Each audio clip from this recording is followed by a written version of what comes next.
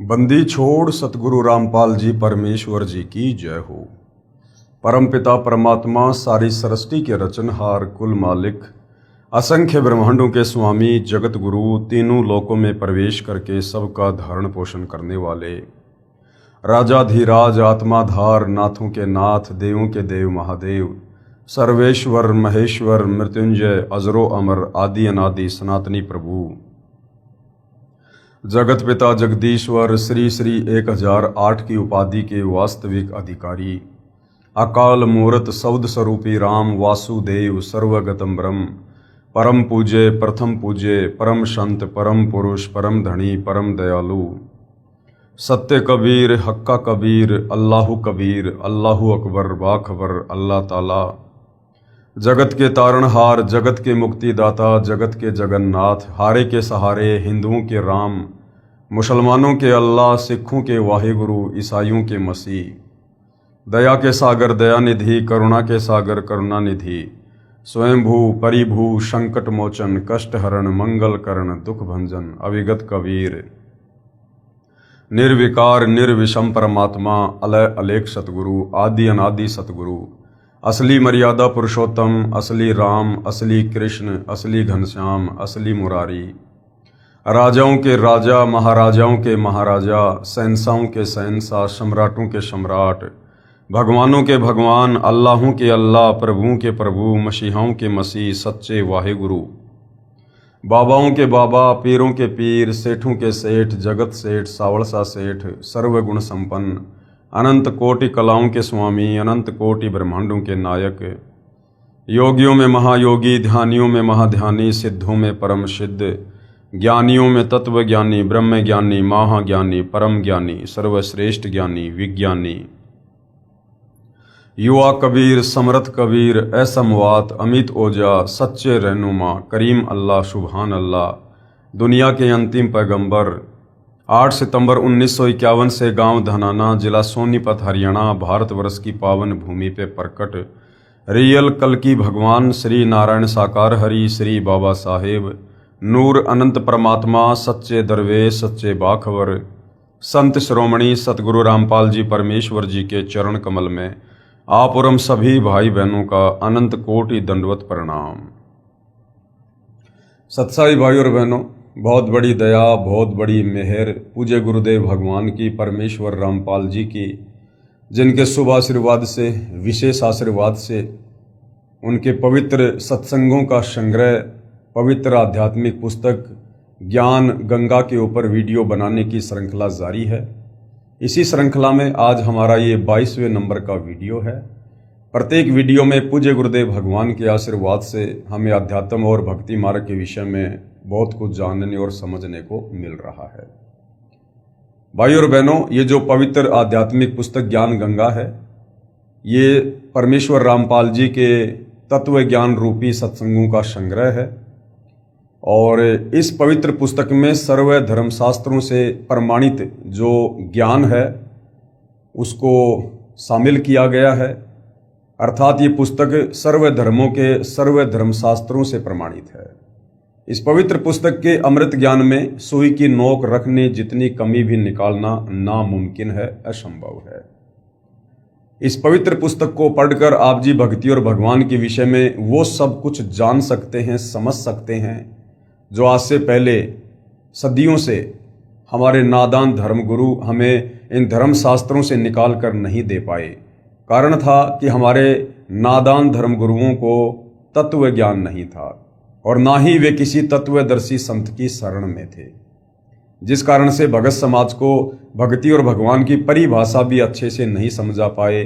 सत भक्ति दान करना, शास्त्र अनुकूल भक्ति दान करना, शत भक्ति मंत्रों का जाप करवाना, ये तो बहुत दूर की बात है।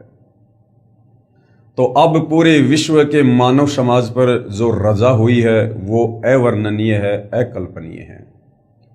क्योंकि इस अमृत ज्ञान को, इस तत्व ज्ञान को, इस 21 ब्रह्मांड में स्वयं वो कबीर परमेश्वर परम अक्षर ब्रह्म सारी सृष्टि का मालिक शतलोक से चलकर गति करके मानव चोले में और एक आम संत की भूमिका करते हुए, तत्वदर्शी संत की भूमिका करते हुए वे स्वयं ही अपने द्वारा रची गई सृष्टि का ज्ञान हम जीवों को बताते हैं, समझाते हैं। और जो गलती हमने सतलोक में की थी, अपने परमपिता परमेश्वर कबीर साहिब जी से मन हटाकर पतिव्रता पद से नीचे गिरकर और इस 21 ब्रह्मांड के स्वामी ज्योति निरंजन के ऊपर आस्था लगाकर जब ये सतलोक में एक पैर पर खड़ा होकर तप कर रहा था, उसके बाद कबीर परमेश्वर ने पतिव्रता पद से नीचे गिर चुकी हम असंख्य आत्माओं को सतलोक से इस काल के साथ निष्कासित कर दिया था। और उसी दिन से हम यहाँ पर अपना कर्म दंड भोग रहे हैं। ये काल, ये ज्योति निरंजन हमें कर्म बंधनों में बांधता है और इसी प्रकार से हमें कभी लक 84 योनि में पशु पक्षियों के शरीर देता है, कभी नरक में असहनीय पीड़ा देता है और जन्म मरण और बुढ़ापे का कष्ट तो सर्वविदित है। तो भाइयों और बहनों, अब वो दयालु परमात्मा इस पृथ्वी पर स्वयं ही आते हैं, प्रकट होते हैं, सच्चे सतगुरु पूर्ण संत की भूमिका करते हैं। और जो गलती हम नादान आत्माओं ने सतलोक में की थी, हमें उस गलती को याद दिलाकर भूल सुधार करवाते हैं और हमें वापस सतलोक ले चलने के लिए सत भक्ति देते हैं, ताकि हम फिर से भक्ति के धनी हो सकें और अपने निज लोक सतलोक में पहले की तरह खुशी खुशी रह सकें। इसके लिए भाइयों और बहनों, हमने सर्वप्रथम पूर्ण संत की पहचान करनी होती है, क्योंकि इस काल ने यहाँ पर अपने नकली संतों की बाढ़ सी ला रखी है। कारण ये है कि ये ज्योति निरंजन, ये काल, ये ब्रह्मा विष्णु महेश का पिता, ये नहीं चाहता है कि कोई भी आत्मा मेरे 21 ब्रह्मांड रूपी बाड़े से बाहर निकलकर स्वतंत्र हो जाए, वो सतलोक चली जाए। क्योंकि इसको प्रतिदिन 1 लाख मानव शरीरधारी आत्माओं के सूक्ष्म शरीर से निकली गंध खाने का, वासना खाने का श्राप लगा हुआ है। इस कारण से ये नहीं चाहता कि कोई भी आत्मा सत भक्ति करके, जब वो कबीर परमात्मा धरती पर आते हैं तो उनकी पहचान करके और सत भक्ति करके मेरे 21 ब्रह्मांड से बाहर ना निकल जाए। इसके लिए ये अपनी नकली संतों को समय समय पर पृथ्वी पर भेजता है और शास्त्रों के विरुद्ध साधना पर भगत समाज को आरूढ़ करवा देता है। जिस शास्त्र विरुद्ध साधना को करने के चलते हम जन्म मरण के चक्कर में रहते हैं, लक 84 योनियों में भटकते हैं और तपतशिला पर हम इसका आहार बनते हैं। तो भाइयों और बहनों, अब पूरे विश्व के मानव समाज पर रहम हुआ है कबीर परमेश्वर जी का। वैसे तो परमात्मा चारों युगों में आते हैं और रह रहकर इस पृथ्वी पर परमेश्वर हम आत्माओं को तत्व ज्ञान से सराबोर करते हैं, हमें सृष्टि रचना का ज्ञान करवाते हैं। इस काल का जो ये कर्म बंधन वाला जो घटिया कर्म है, इससे हमें परिचित करवाते हैं, हमें भक्ति और भगवान की असली परिभाषा से परिचित करवाते हैं। और समय समय पर परमात्मा हम आत्माओं को सत भक्ति देकर रिचार्ज करते हैं, जिस सत भक्ति के कारण हम यहाँ पर कुछ सुख का सांस लेते हैं।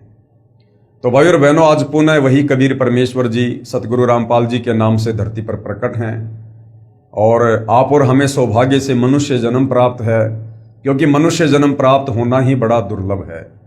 तत्वदर्शी संत भले यहाँ पर दिन में 50 बार आओ, लेकिन यदि हमें मनुष्य जन्म नहीं है तो हम उनकी सत भक्ति का फायदा नहीं उठा सकते, क्योंकि भक्ति केवल मनुष्य शरीर में ही हो सकती है, अन्य योनियों में नहीं। तो वर्तमान में आप और हमें मनुष्य जन्म भी है, ये कलयुग की पिछली पीढ़ी का यानी मोक्ष का प्राइम टाइम भी है, और साथ में कबीर परमात्मा स्वयं धरती पर सत भक्ति लेकर प्रकट हैं। तो भाइयों और बहनों, आज यदि हम फायदा उठा सकते हैं तो ये आप और हमारा परम सौभाग्य होगा। और यदि इस मनुष्य जन्म को हमने तत्वदर्शी संत की शरण के अभाव में शास्त्र अनुकूल भक्ति ना करके यदि बर्बाद कर दिया, तो ये शरीर छूटने के बाद लंबे समय के लिए ये काल हमें फिर से लक 84 योनि में डाल देगा और हम यहाँ पर असहनीय पीड़ाओं का सामना करते रहेंगे। तो भाइयों और बहनों, आज मौका है, यदि फायदा उठाया जा सके तो अवश्य उठाना चाहिए। तो भाइयों और बहनों, इस पवित्र पुस्तक ज्ञान गंगा के ऊपर अभी तक जो वीडियो बन चुके हैं, यदि आपने नहीं देखे हैं तो आपको थोड़ा समय निकालकर अवश्य देखने चाहिए, क्योंकि जब तक हम ज्ञान नहीं समझेंगे तब तक हम भक्ति पर नहीं लग सकते, और भक्ति पर लग भी गए तो बिना सृष्टि रचना के ज्ञान के हम भक्ति पर दृढ़ नहीं हो सकते। इसलिए जब भी आप सतगुरु रामपाल जी के YouTube पर सत्संग सुने या उनके द्वारा लिखी पुस्तकें पढ़ें, तो आप सृष्टि रचना वाले टॉपिक को अवश्य पढ़ें। 1 या 2 बार उसको पढ़कर समझने का प्रयास अवश्य करें।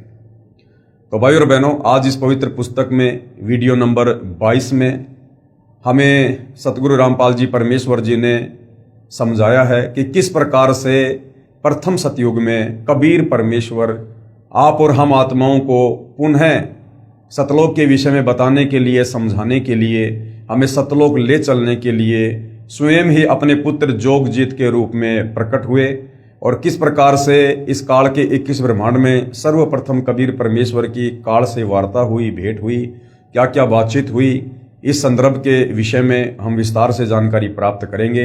साथ ही फ्रांस के एक भविष्य वक्ता है नास्त्रैदमस, उन्होंने सतगुरु रामपाल जी को लेकर और वर्तमान समय के विषय में क्या कुछ भविष्यवाणियां की हैं, उनको भी हम जानने का प्रयास करेंगे। तो भाई और बहनों, हम चलते हैं पवित्र पुस्तक ज्ञान गंगा के अंदर, और आज का हमारा जो टॉपिक है वो है कबीर साहिब जी की काल से वार्ता।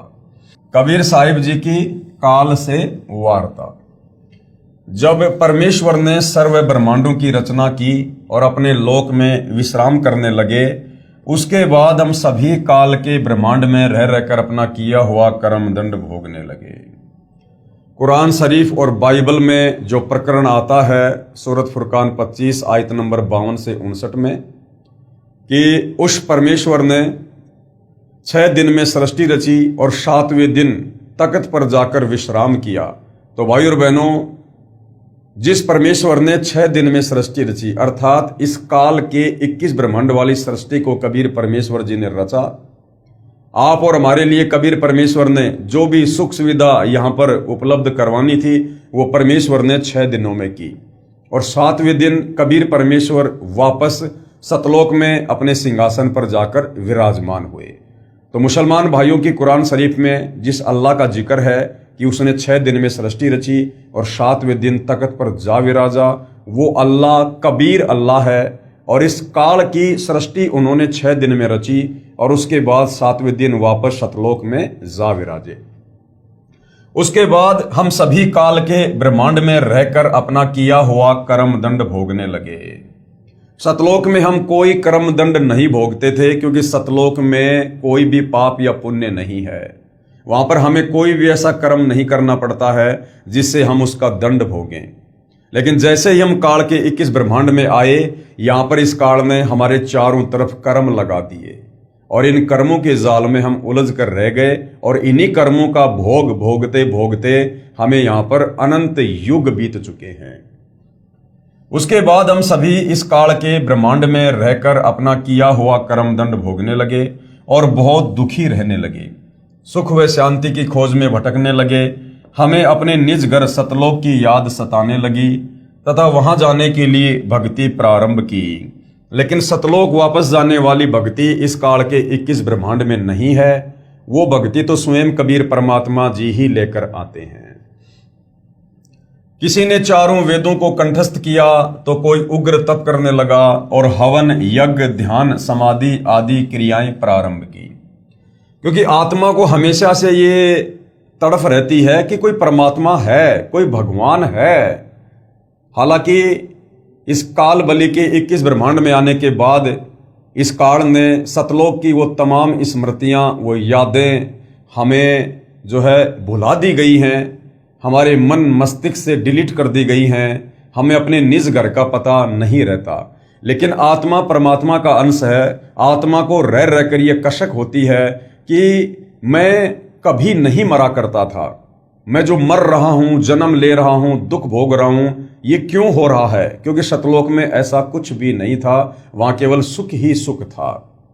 तो आत्मा हमेशा ये कसक बना के रखती है कि कोई परमात्मा है, कोई भगवान है जो सर्व सुख दाता है, और हम कोई तो ऐसी जगह है, कोई तो ऐसा लोक है जहां पर हम कभी रहा करते होंगे, जहां पर हम सर्व सुख भोगा करते थे।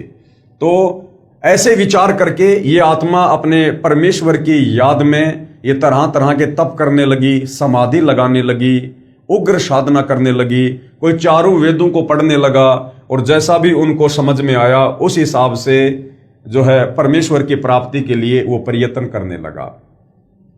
लेकिन अपने निज घर सतलोक नहीं जा सके, क्योंकि चारों वेदों में, गीता जी में, किसी भी धर्म के किसी भी धर्म ग्रंथ में वापस सतलोक जाने वाली कंप्लीट भक्ति नहीं है, केवल परमेश्वर की आंशिक जानकारी है। क्योंकि उपरोक्त क्रियाएं करने से अगले जन्मों में अच्छे समृद्ध जीवन को प्राप्त होकर जैसे राजा महाराजा, बड़ा व्यापारी, अधिकारी, देव महादेव, स्वर्ग महास्वर्ग आदि वापस फिर लक 84 योनि भोगने लगे, बहुत परेशान रहने लगे और परमपिता परमेश्वर से प्रार्थना करने लगे कि हे दयालु, हमें निज घर का रास्ता दिखाओ। हम हृदय से आपकी भक्ति करते हैं, आप हमें दर्शन क्यों नहीं दे रहे? आप हमें दर्शन क्यों नहीं दे रहे? भाइयों और बहनों, इन चारों वेदों में, गीता जी में या किसी भी धर्म के किसी भी धर्म ग्रंथ में केवल इस काल बलि तक की ही जानकारी है। ये काल 21 ब्रह्मांड का स्वामी है, ब्रह्मा विष्णु महेश का पिता है। मुसलमान भाई जिसे अपना अल्लाह कहते हैं वो यही काल है। हिंदू जिसे अपना निराकार भगवान कहते हैं वो यही काल है। ईसाई जिसे अपना मसीहा कहते हैं वो यही काल है। तो भाइयों और बहनों, हम भक्ति भी करते थे और परमेश्वर से अर्ज करते थे कि हे परमात्मा, हम इतनी उग्र भक्ति कर रहे हैं, इतना प्रयत्न कर रहे हैं, तन मन धन हमने सर्वस्व आपकी प्राप्ति के लिए न्योछावर कर दिया है। क्योंकि सतयुग त्रेता द्वापर में भाइयों और बहनों, परमात्मा की कसक में ये आत्मा घर से बाहर निकल जाया करती थी, घर बार छोड़ दिया करते थे, बाल बच्चों का परित्याग कर दिया करते थे, संपत्ति को ठोकर मार दिया करते थे और जैसा भी हमें ज्ञान होता था उस हिसाब से किसी साधु संत के डेरे में जाकर, जंगल में जाकर, गुफाओं में जाकर, एकांत में रहकर हमने घोर तप किए और अंत में निष्कर्ष 0/0 रहा। तो हम रो रो कर ये दुआ करते थे कि हे परमेश्वर, आप हमें दर्शन क्यों नहीं दे रहे हैं? वेदों में लिखा है कि आप साकार हैं, आपका तेजोमय शरीर है, आप नर आकार में है और आपकी प्राप्ति का ये ओम मंत्र है, फिर आप हमें दर्शन क्यों नहीं दे रहे? तो भाइयों और बहनों, ये सृष्टि रचना से ही आपको समझ में आएगा। वेदों में महिमा तो पूर्ण परमेश्वर की लिखी हुई है, परंतु जो ओम नाम का जाप वेदों में और गीता जी में है वो केवल इस काल तक की साधना है। और इस काल तक की साधना आप कितनी भी कर लीजिएगा, इस काल में जब आप सृष्टि रचना पढ़ोगे तो पता चलेगा इसने एक अपना अटल घटिया नियम बना रखा है। इसने प्रतिज्ञा कर रखी है कि मैं किसी भी प्रकार की साधना से, जप से, तप से मैं अपने वास्तविक काल रूप में, ब्रह्म रूप में दर्शन नहीं दूंगा। जिस कारण से आत्माएं इतनी साधना करती लेकिन फिर भी उन्हें परमेश्वर के दर्शन नहीं होते। तो काल तो अपनी घटिया प्रतिज्ञा के चलते उन साधकों को दर्शन नहीं देता है। और कबीर परमेश्वर जी की इन चारों वेदों में वो सत भक्ति नहीं है जिससे हमें परमात्मा दर्शन दे। तो वो सत भक्ति जिससे पूर्ण ब्रह्म परमेश्वर कबीर साहिब साक्षात हमें दर्शन दें, उनका साक्षात्कार हो, वो भक्ति तो कबीर परमात्मा स्वयं ही सतलोक से चलकर इस काल के लोक में आते हैं, तत्वदर्शी संत की, सतगुरु की, पूर्ण संत की, जगत गुरु की भूमिका निभाते हैं। उसके बाद हमें फिर उस ज्ञान से पता चलता है कि आज मेरे सामने जो तत्वदर्शी संत है, जगत गुरु है, ये स्वयं ही कबीर परमात्मा है और हमें खुली आंखों से बिल्कुल उनका साक्षात्कार होता है। ये वृत्तांत कबीर साहिब ने धर्मदास जी को बताते हुए कहा कि धर्मदास, इन जीवों की पुकार सुनकर मैं अपने सतलोक से जोगजीत का रूप बनाकर काल लोक में आया। जोगजीत कौन है? परमपिता परमेश्वर कबीर साहिब ने सतलोक में जो अपने 16 पुत्रों की उत्पत्ति की थी, उनमें जो सबसे लास्ट वाला पुत्र है 16वें नंबर का, वो जोगजीत है, जिसको योग संतायन भी कहते हैं।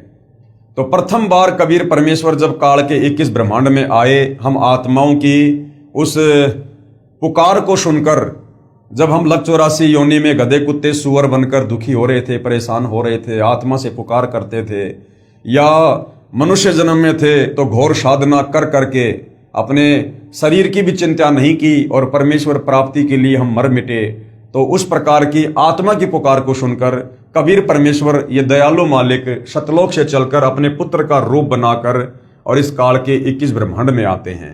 अपने ओरिजिनल रूप में परमात्मा इसलिए नहीं आते कि यदि वो परमेश्वर अपने ओरिजिनल कबीर रूप में इस धरती पर यदि आ जाए, आते हैं भाइयों और बहनों, आने को तो आज वर्तमान में कबीर भगवान सतगुरु रामपाल जी के नाम से प्रकट हैं, अपने ओरिजिनल सतलोकी रूप में ही हैं। परंतु ये समर्थ परमात्मा है, ये चाहे उसको दर्शन दिखाएंगे, चाहे जिसे नहीं दिखाएंगे। तो कबीर परमेश्वर जी सतयुग, त्रेता और द्वापर में अपने पुत्रों के रूप बनाकर ही आते हैं, क्योंकि यदि काल को पता चल जाए कि वो कबीर परमात्मा मेरे 21 ब्रह्मांड में आ चुका है, यदि कबीर परमेश्वर अपने ओरिजिनल रूप में इस काल को दर्शन दे दें, तो भाई और बहनों ये परमात्मा से इतना डरता है कि इसका कलेजा फट जाए। परमेश्वर अपनी वाणी में कहते हैं, काल डरे करतार से, जय जय जय जगदीश, जोरा जोड़ी झाड़ती, पगरज डारे शीस। इसलिए कबीर परमेश्वर अपने रूप को रूपांतरण करते हुए और 3 युगों में विशेषकर अपने पुत्रों का रूप धारण करके आते हैं।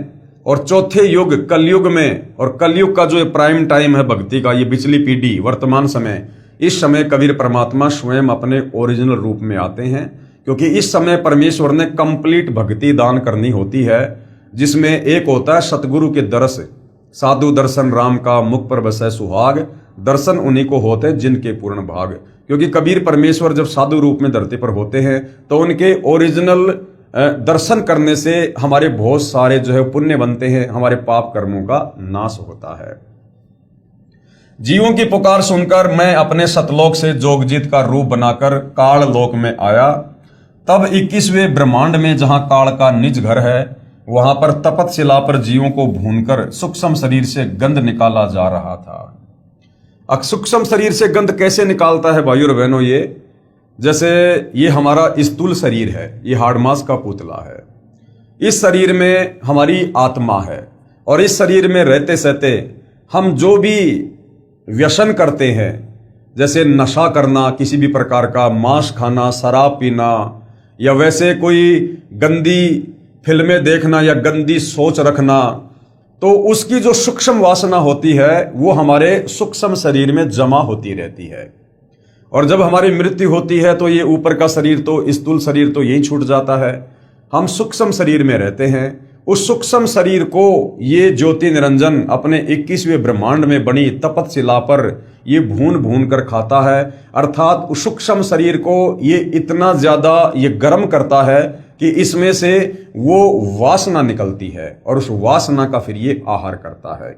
और सूक्ष्म शरीर में ये प्राणी मरता नहीं है, इसलिए फिर वापस इसको कर्म आधार से आगे की योनि देने के लिए धर्मराज के दरबार में पेश कर देता है। धर्मराज फिर जैसा भी इसने पृथ्वी लोक पर मनुष्य शरीर में अच्छे बुरे कर्म किए, पाप या पुण्य किए, शास्त्र विरुद्ध या शास्त्र अनुकूल भक्ति की, उस आधार से फिर आगे का इसका प्रारब्ध निर्धारित कर दिया जाता है कि गधा कुत्ता बनना है, या फिर से कोई मनुष्य जन्म प्राप्त करना है, या फिर लक 84 योनि में जाना है। जीवों को भूनकर सूक्ष्म शरीर से गंध निकाला जा रहा था। मेरे पहुंचने के बाद, कबीर परमेश्वर कहते हैं कि मेरे वहां पहुंचने के बाद उन जीवों की जलन समाप्त हो गई। कबीर परमेश्वर जी की शक्ति से ऑटोमेटिक वो तपतशिला जिस पर जीव भूने जा रहे थे, हाहाकार मचा रहे थे, वो बर्फ की तरह शीतल हो गई। उन्होंने मुझे देखकर कहा कि हे पुरुष, यानी हे परमात्मा, आप कौन हो? आपके दर्शन मात्र से ही हमें बड़ा सुख व शांति का आभास हो रहा है। फिर मैंने बताया कि मैं पार ब्रह्म परमेश्वर कबीर हूं।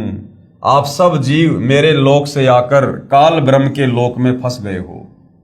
यह काल रोजाना 1 लाख मानव के सूक्ष्म शरीर से गंध निकाल कर खाता है, और बाद में नाना प्रकार की योनियों में दंड भोगने के लिए छोड़ देता है, 84 लाख योनियों में डाल देता है।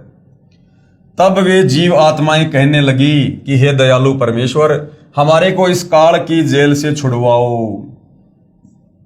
मैंने बताया कि यह ब्रह्मांड काल ने 3 बार भक्ति करके मेरे से प्राप्त किया है। जो आप यहां सब वस्तुओं का प्रयोग कर रहे हो, ये सभी काल की हैं, और आप सब अपनी इच्छा से घूमने के लिए आए हो। यानी सतलोक से अपनी इच्छा से हाथ खड़ा करके आप लोगों ने काल के 21 ब्रह्मांड में आने के लिए स्वीकृति दी थी।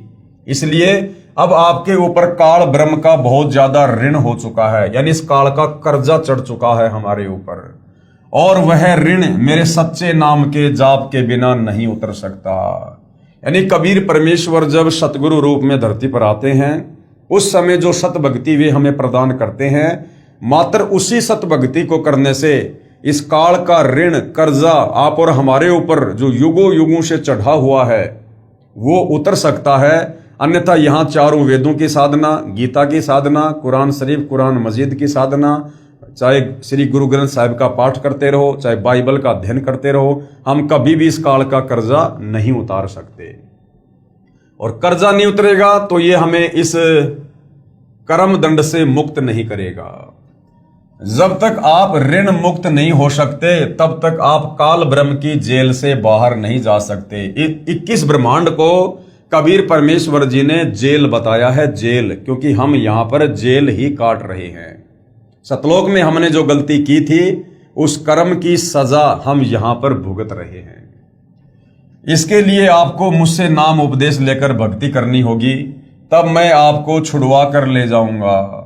हम ये वार्ता कर ही रहे थे कि वहां पर काल ब्रह्म प्रकट हो गया, उसका समय हो गया था। उसने समय निर्धारित कर रखा है कि इस समय तक वो आत्माएं तपस्या पर जो है अपने सूक्ष्म शरीर की वासना को छोड़ चुकी होंगी, तो वो अपना आहार करने के लिए आया और उसने बहुत ही क्रोधित होकर मेरे ऊपर हमला बोला। क्या कह रहे हैं कबीर परमात्मा जी कि जब उस काल ने मुझे तपस्या पर देखा तो मेरे ऊपर गुस्से में आकर हमला बोल दिया, क्योंकि वो समझ नहीं पाया भाई और बहनों कि ये कबीर भगवान है। उसने देखा ये मेरा भाई जोगजीत है, क्योंकि कबीर परमात्मा जोगजीत जी का रूप बनाकर वहां पर प्रकट थे और जोगजीत के रूप में ही कबीर परमात्मा ने सतलोक से इस काल को श्राप देकर 21 ब्रह्मांड सहित सतलोक से 16 संकोश की दूरी पर निष्कासित किया था। तो काल ने सोचा कि आज ये जोगजीत आ गया और आज मैं अपना वो बदला लूंगा। तो जोगजीत को देखकर बड़ा क्रोधित हुआ और मेरे ऊपर हमला बोला। मैंने अपनी शब्द शक्ति से उसको मूर्छित कर दिया। कबीर परमेश्वर जो सर्वशक्तिमान परमात्मा है, उसके आगे भला किसकी क्या बिसात है। फिर कुछ समय बाद वह होश में आया। थोड़ी देर बाद काल होश में आया तो काल ने देखा भैया इसके पास तो कोई परमात्मा के द्वारा दी गई जबरदस्त शक्ति है और ये लड़ाई झगड़ा करके बात बनेगी नहीं। फिर इस काल ने चापलूसी करनी शुरू कर दी। फिर कुछ समय बाद वह होश में आया, मेरे चरणों में गिरकर क्षमा याचना करने लगा और बोला कि आप मुझसे बड़े हो, मुझ पर कुछ दया करो और ये बताओ कि आप मेरे लोक में क्यों आए हो। तब मैंने काल पुरुष को बताया कि कुछ जीव आत्माएं भक्ति करके अपने निज घर सतलोक में वापस जाना चाहती हैं। उन्हें सत भक्ति मार्ग नहीं मिल रहा है, इसलिए वे भक्ति करने के बाद भी इसी लोक में रह जाती हैं। मैं उनको सत भक्ति मार्ग बताने के लिए और तेरा भेद देने के लिए आया हूं, किंतु तू काल है, 1 लाख जीवों का आहार करता है और 1.25 लाख जीवों को उत्पन्न करता है तथा भगवान बनकर बैठा है। मैं इनको बताऊंगा कि तुम जिसकी भक्ति करते हो वह भगवान नहीं, वो काल है।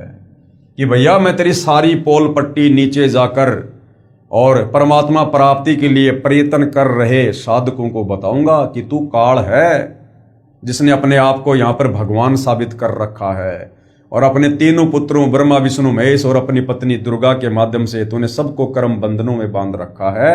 तीनों गुणों से, रजगुण सतगुण तमगुण से तूने सबको प्रभावित कर रखा है। तो इतना सुनकर ये जो काल है ये भयभीत हो गया। इतना सुनते ही काल बोला कि यदि सब जीव वापस चले गए तो मेरे भोजन का क्या होगा, मैं भूखा मर जाऊंगा। आपसे मेरी प्रार्थना है कि 3 युगों में जीव कम संख्या में लेकर जाना, कि सतयुग, त्रेता और द्वापर, इन 3 युगों में आप सतलोक में कम जीव लेकर जाना और जब चौथा युग कलयुग आ जाए उस समय जितने मर्जी जीव ले जाना और सबको मेरा भेद मत देना। इन 3 युगों में मेरा भेद मत देना किसी को कि मैं काल हूं और सबको खाता हूं। जब कलयुग आए तो चाहे जितने जीवों को ले जाना। ये वचन काल ने मुझसे प्राप्त कर लिए। कबीर परमेश्वर ने उसको कह दिया ठीक है भाई। कबीर साहिब ने धर्मदास को आगे बताते हुए कहा कि सतयुग, त्रेता युग और द्वापर युग में भी मैं आया था और बहुत जीवों को सतलोक लेकर गया, लेकिन इसका भेद नहीं बताया। यानी कबीर परमेश्वर चारों युगों में आते हैं, और जैसा कि काल के साथ एग्रीमेंट हुआ था कि सतयुग त्रेता द्वापर में परमात्मा जीवों को कम संख्या में सतलोक लेकर जाना, और मेरा भेद मत देना किसी को कि मैं काल हूं, ऐसे ऐसे मैंने सतलोक में गलती की थी और यहां मैं ऐसे ऐसे ब्रह्मा विष्णु महेश के माध्यम से अपने भोजन का प्रबंध करता हूं। तो भाई और बहनों, कौन से सतलोक में लेकर गए 3 युगों में परमात्मा जीवों को? क्योंकि इस काल का पूरा भेद बताए बिना तो आत्मा में भय उत्पन्न होगा ही नहीं। जब तक हम सृष्टि रचना से परिचित नहीं होंगे, और सृष्टि रचना से परिचित होंगे तो हमें काल के विषय में भी जानकारी होगी, इसका पूरा भेद भी मालूम होगा, तभी हमारे को काल लोक से डर लगेगा, तभी हम तत्वदर्शी संत की शरण में आकर भक्ति करेंगे। तो आज से पहले कबीर परमेश्वर हमें मिनी सतलोक में लेकर गए 3 युगों में। इस काल के 21 ब्रह्मांड में कबीर परमेश्वर ने अपना एक गुप्त स्थान बना रखा है, जिसका नाम है मिनी सतलोक, जहां परमेश्वर आत्माओं को काल के बंधन से छुड़वाकर बीज रूप में रख देते हैं। और जब ये कलयुग की बिचली पीढ़ी वाला मोक्ष का प्राइम टाइम आता है, कंप्लीट भक्ति देने का, कंप्लीट मूल ज्ञान बताने का, इस समय परमेश्वर तीनों युगों में जिन आत्माओं को मिनी सतलोक में बैठा देते हैं, फिर उन आत्माओं को परमेश्वर इस समय कलयुग की बिचली पीढ़ी में मानव जन्म देते हैं, स्त्री या पुरुष का, और फिर उन आत्माओं से कंप्लीट भक्ति करवाकर उनको सतलोक लेकर जाते हैं। अन्यथा काल का भेद बताए बिना भाई और बहनों हमारी आत्मा कभी भी सतलोक जाने को तैयार नहीं होगी, क्योंकि भय बिना भक्ति नहीं होती। अब मैं कलयुग में आया हूं और काल से मेरी वार्ता हुई है। काल ब्रह्म ने मुझसे कहा कि अब आप चाहे जितना जोर लगा लेना, आपकी बात कोई नहीं सुनेगा। काल ने चापलूसी की थी कि आप चौथे युग में जितनी मर्जी आत्मा ले जाना कलयुग में। काल ने क्या दिमाग लगाया था कि जब चौथा युग कलयुग आएगा, उस समय इन आत्माओं के जो पुण्य हैं वो समाप्त हो चुके होंगे, इनके पाप कर्म शेष होंगे।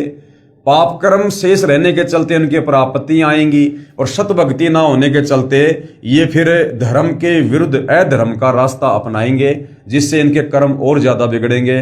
साथ में उस कलयुग में मैं इनको विषय विकारी बना दूंगा, हर प्रकार से नशेड़ी बना दूंगा, मांसाहारी बना दूंगा, शराबी बना दूंगा, चोरी जारी ठगी विश्वासघात रिश्वतखोरी काला बाजारी मिलावट इन तमाम प्रकार के कुकर्मों में लगाकर इन आत्माओं की वृत्ति को बिगाड़ दूंगा। ये भक्ति के योग्य भी नहीं रहेंगे। और थोड़ी बहुत भक्ति यदि कोई करना चाहेगा तो मैं अपने नकली संत भेज भेज कर शास्त्रों के विरुद्ध साधना करवा दूंगा, और इनको मंदिर मस्जिद चर्च गुरुद्वारे और पत्थर पूजा पे लगा दूंगा। कावड़ लाना, पैदल यात्रा करना, पाखंड पूजा करना, जंत्र मंत्र के चक्कर में पड़ना, इन घटिया साधनाओं में, देवी देवताओं की साधनाओं में लगा दूंगा। तो जब वो तत्वदर्शी संत आएगा, यानी भगवान आएगा, उस समय कोई भी उसकी बात को स्वीकार नहीं करेगा। ये सोचकर काल ने कहा था कि आप 3 युगों में जीव कम लेकर जाना, और चौथे युग में जितनी मर्जी आत्मा सतलोक लेकर जाना। प्रथम तो मैंने जीव को भक्ति के लायक ही नहीं छोड़ा है। काल ने क्या कहा? धर्मदास को परमात्मा बता रहे हैं कि प्रथम तो इस कलयुग में जीव को इस काल ने इतना बिगाड़ दिया है, नशेड़ी गंजेड़ी शराबी मांसाहारी चोरी जारी करने वाला बना दिया है कि अपने स्वार्थ के अलावा उसको और कुछ दिखाई नहीं देता है।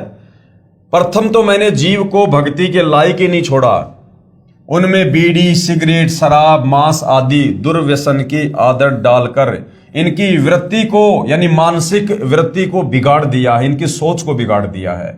नाना प्रकार की पाखंड पूजा में जीव आत्माओं को लगा दिया। ये मंदिर मस्जिद चर्च गुरुद्वारा, ये झाड़ जपाड़ जंतर मंत्र, इस प्रकार की ओछी और घटिया साधनाओं में लगा दिया। दूसरी बात यह होगी कि जब आप अपना ज्ञान देकर वापस अपने लोक में चले जाओगे, तब मैं यानी काल अपने दूत भेजकर आपके पंथ से मिलते जुलते 12 पंथ चलाकर जीवों को भ्रमित कर दूंगा। काल ने क्या कहा था कि जब आप उस कलयुग में जाओगे, यानी परमात्मा 650 साल पहले अपने ओरिजिनल नाम कबीर नाम से आए थे, तो कहा कि जब आप उस कलयुग में अपना कंप्लीट ज्ञान देकर जो भी भक्ति आपने देनी है वो भक्ति देकर आप जाओगे वापस सतलोक, तो मैं उसके बाद अपने 12 नकली दूत भेजूंगा और आपके नाम से कबीर नाम से वो कबीर पंथ चलाएंगे और जीवों को अपने जाल में फंसा लेंगे। ये कहकर कि कबीर जी का वास्तविक ज्ञान, कबीर जी का असली पंथ, सतलोक जाने की विधि केवल हम कबीर पंथियों के पास में है। तो परमात्मा चाहने वाली आत्माओं को मैं अपने दूत भेजकर और अपने जाल में फंसा लूंगा। तो आज भाई और बहनों, ये जितने भी कबीर पंथ हैं, विशेषकर जो धर्मदास जी की वंशावली में जो 12 कबीर पंथ हैं, ये सारे के सारे काल के द्वारा अपने दूतों के माध्यम से चलवाए गए पंथ हैं, जिनमें सत भक्ति नहीं है, लेकिन नाम कबीर परमात्मा का लेकर ये लोग अपने पंथ चला रहे हैं। साथ में काल ने और जाल फैला दिया। इसके अलावा राधा स्वामी पंथ है, जय गुरुदेव पंथ है, धन धन सतगुरु पंथ है, निरंकारी पंथ है, हंसा देश वाला पंथ है, जय गुरुदेव पंथ है। ये तमाम दुनिया भर के जितने भी पंथ चल रहे हैं, जिनमें करोड़ों परमात्मा चाहने वाली आत्माएं फंसी हुई हैं, उनको परम धनी जानकर ये सारे का सारा षड्यंत्र काल बली का है। ये सारे के सारे काल के द्वारा भेजे गए एजेंट हैं। तो भाई और बहनों, वर्तमान में एकमात्र सच्ची भक्ति और सच्चा ज्ञान देने वाला इस पृथ्वी पर केवल सतगुरु रामपाल जी हैं। महिमा सतलोक की बताएंगे। ये जो 12 पंथ हैं जो कबीर जी के नाम से चलेंगे या अन्य जो पंथ है, वो महिमा तो सतलोक की बताएंगे। आपका ज्ञान कथेंगे, लेकिन नाम जाप मेरा करेंगे। और नाम किसके देंगे? काल के, जिसके परिणाम स्वरूप मेरा ही भोजन बनेंगे। ये बात सुनकर कबीर साहिब ने कहा कि आप अपनी कोशिश करना और मैं सतमार्ग बताकर ही वापस जाऊंगा, और जो मेरा ज्ञान सुन लेगा वह तेरे बहकावे में कभी नहीं आएगा। सतगुरु कबीर साहिब ने कहा कि हे निरंजन, यानी हे काल, यदि मैं चाहूं तो तेरे सारे खेल को क्षण भर में समाप्त कर सकता हूं। कबीर परमात्मा इतने समर्थ हैं। कबीर परमेश्वर ने कहा कि काल, यदि मैं चाहूं तो तेरे इस खेल को क्षण भर में नष्ट कर सकता हूं। भाई और बहनों, कबीर परमेश्वर इतने समर्थ हैं, इतने सक्षम हैं। आदरणीय गरीबदास जी की वाणी है कि जाके अर्ध रूम पर सकल पसारा, ऐसा पूर्ण ब्रह्म हमारा।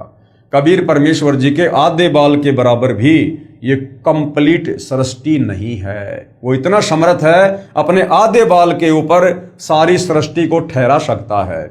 21 ब्रह्मांड इस काल के, 7 संग ब्रह्मांड अक्षर पुरुष के, और ऊपर के चारों लोक, ये परमेश्वर अपने आधे बाल के ऊपर इनको रख सकता है। ये इतना समर्थ है।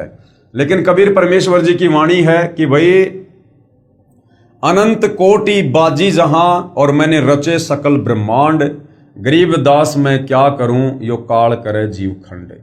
ये परमेश्वर चाहे तो 1 सेकंड में तमाम आत्माओं को सतलोक ले जा सकते हैं। लेकिन भाई और बहनों, ये 21 ब्रह्मांड कबीर परमात्मा ने ही काल को प्रदान किए हैं, और यहाँ का संविधान भी इस निरंजन को कबीर परमात्मा ने ही बना कर दिया है। सत का राज धर्म राय कर ही अपना किया सबे दंड बरही। और इस ज्योति निरंजन ने जब कबीर परमात्मा तपतशिला पर आए थे, तो एक और इन्होंने वचन लिया था कि परमात्मा आप नीचे जाओगे, आप इतनी मेहर करना कि आप जबरदस्ती किसी भी आत्मा को सतलोक लेकर मत जाना।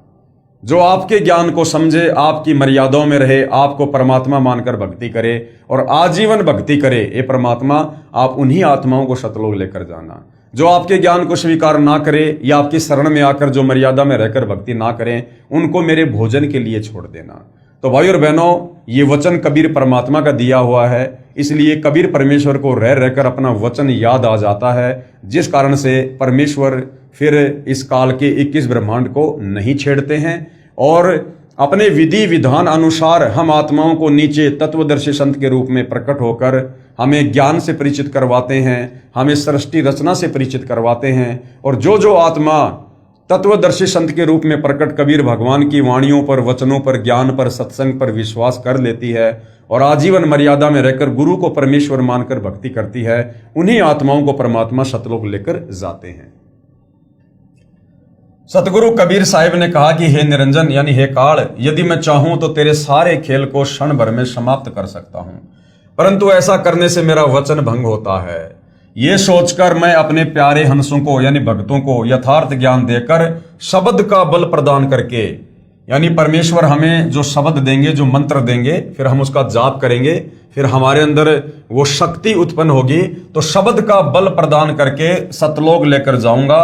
और कहा कि सुनो धर्मराया। धर्मराया, इस काल को धर्मराय भी कहते हैं क्योंकि इसने परमात्मा से कहा था कि परमात्मा मैं अपने 21 ब्रह्मांड में सत का राज करूंगा, जो जैसा कर्म करेगा उसको वैसा ही मैं परिणाम दूंगा, फल दूंगा। तो इसको धर्मराय भी कहते हैं। सत का राज धर्मराय कर ही अपना किया सबे दंड बरही। सुनो धर्मराया, हम शंखों हंसा पद परसाया। हमने असंख्य आत्माओं को तुम्हारे काल लोक से सत भक्ति देकर सतलोक में बैठाया है। और जिन लीना हमरा परवाना, जिन्होंने हमारे से नाम उपदेश लिया है, सो हंसा हम किए अमाना, उनको हमने तेरे काल लोक से मुक्त किया है। पवित्र कबीर सागर में जीवों को भूल भुलैया में डालने के लिए तथा अपनी भूख को मिटाने के लिए तरह तरह के तरीकों का वर्णन, ये वाणियां कबीर सागर से ली गई है, जिस कबीर सागर को 650 साल पहले कबीर परमेश्वर जी ने आदरणीय धर्मदास जी के माध्यम से लिपिबद्ध करवाया था। तो इस काल ने क्या कुछ कहा था कबीर परमेश्वर से, जब तपतशिला पर कबीर परमात्मा और इस निरंजन के बीच में बातचीत हो रही थी। द्वादश पंथ करूं मैं साजा, नाम तुम्हारा ले करूं आवाजा। द्वादश यम संसार पठो, नाम तुम्हारे पंथ चलहो। कि द्वादश पंथ करूं मैं साजा, कि जब आप सतलोक वापस चले जाओगे, इस कलयुग में आकर, प्रथम चरण में आकर जब आप अपनी लीला करके वापस चले जाओगे, उसके बाद मैं आपके नाम से, कबीर नाम से द्वादश यानी 12 पंथ चलाऊंगा, 12 कबीर पंथ चलाऊंगा। और नाम तुम्हारा ले करूं आवाजा, और तुम्हारा ही नाम ले लेकर मैं लोगों को भक्ति पर लगाऊंगा। और द्वादश यम संसार पठो, अपने 12 काल के दूत उन पंथों में भेजूंगा मुखिया बनाकर। नाम तुम्हारे पंथ चलहो, और आप ही के नाम से, कबीर नाम से वो पंथ चलेंगे। प्रथम दूत मम प्रगटे जाई, पीछे अंश तुम्हारा आई। और इस ज्योति निरंजन ने कबीर भगवान से कहा कि पहले जो है मेरे दूत जाएंगे, पहले मेरे एजेंट जाएंगे गुरु बनकर, पहले मेरा ज्ञान प्रचार होगा, पीछे अंश तुम्हारा आई, उसके बाद आप अपना ज्ञान प्रचार करना। यही विधि जीवन को भरमाऊं, पुरुष नाम जीवन समझाऊं। इस विधि से मैं कलयुग में जीव आत्माओं को भक्ति और भगवान के नाम पर भ्रमित कर दूंगा। द्वादश पंथ नाम जो ले है, सो हमरे मुख आन समोहे। और उन 12 पंथों में जो मुझ काल के द्वारा चलाए जाएंगे कबीर पंथ के नाम से, उन 12 पंथों में जो जो व्यक्ति नाम दीक्षा लेंगे वो मेरे ही मुख में आते रहेंगे, अर्थात वो तपतशिला पर मेरा भोजन बनते रहेंगे, क्योंकि 12 पंथों में सतलोक जाने की विधि नहीं है। कहा तुम्हारा जीवन माने, हमरी और हो बाद बखाने। और जब तुम जाओगे फिर लोगों को समझाने के लिए, सत ज्ञान बताने के लिए, तो लोग तुम्हारी बात नहीं मानेंगे, मेरी ओट लेकर और तुम्हारे साथ में वाद विवाद करेंगे कि तुम झूठ बोलते हो, झूठ बोलते हो। मैं दृढ़ फंदा रची बनाई, जामे जीव रहे उर्जाई। काल कह रहा है इस प्रकार से मैं उन आत्माओं के गले में दृढ़ फंदा डाल दूंगा और जिसमें सारे के सारे जीव उलझ कर रह जाएंगे। देवल देव पाषाण पुजाई, तीर्थ व्रत जप तप मन लाई। उल्टी साधना पर लगा दूंगा कलयुग में। आज आप और हम देख रहे हैं भाई और बहनों, पाषाण पूजा, पत्थरों की पूजा पर दुनिया लगी हुई है। देवल यानी मंदिर, देव, और तीर्थ व्रत ये झूठे नाम के जाप कर रहे हैं लोग। राधे राधे श्याम मिला दे, हरे राम हरे कृष्णा जय जय राम हरे राम। और दुनिया भर के तप, ये पैदल यात्रा करना, कावड़ लाना, ये जो है ये तप के जो है अंतर्गत आता है।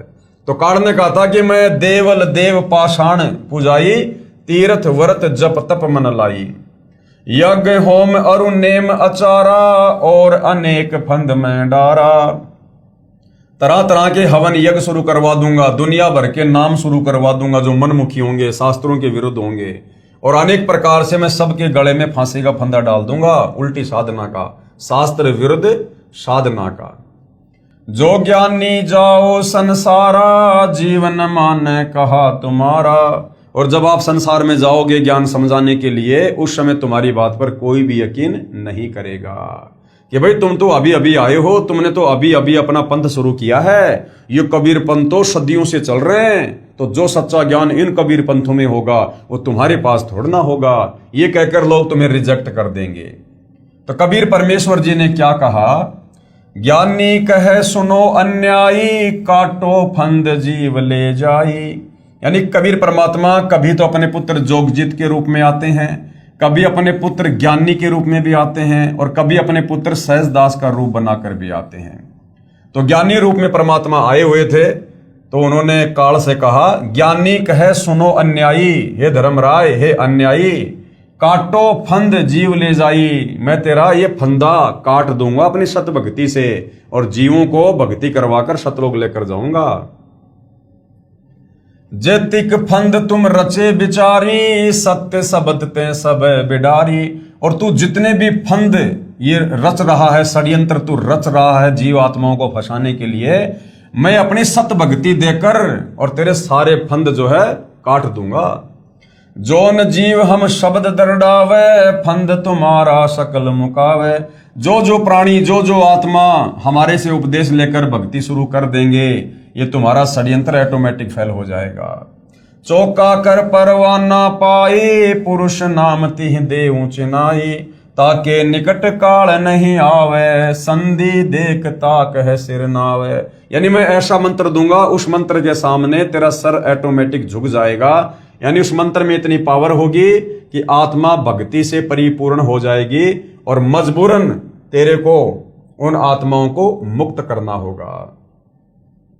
उपरोक्त विवरण से सिद्ध होता है कि जो अनेक पंथ चले हुए हैं, जिनके पास कबीर साहब द्वारा बताया हुआ शत भक्ति मार्ग नहीं है, ये सब काल प्रेरित हैं। यानी जितने भी नकली कबीर पंथ हैं, ये सब काल प्रेरित हैं।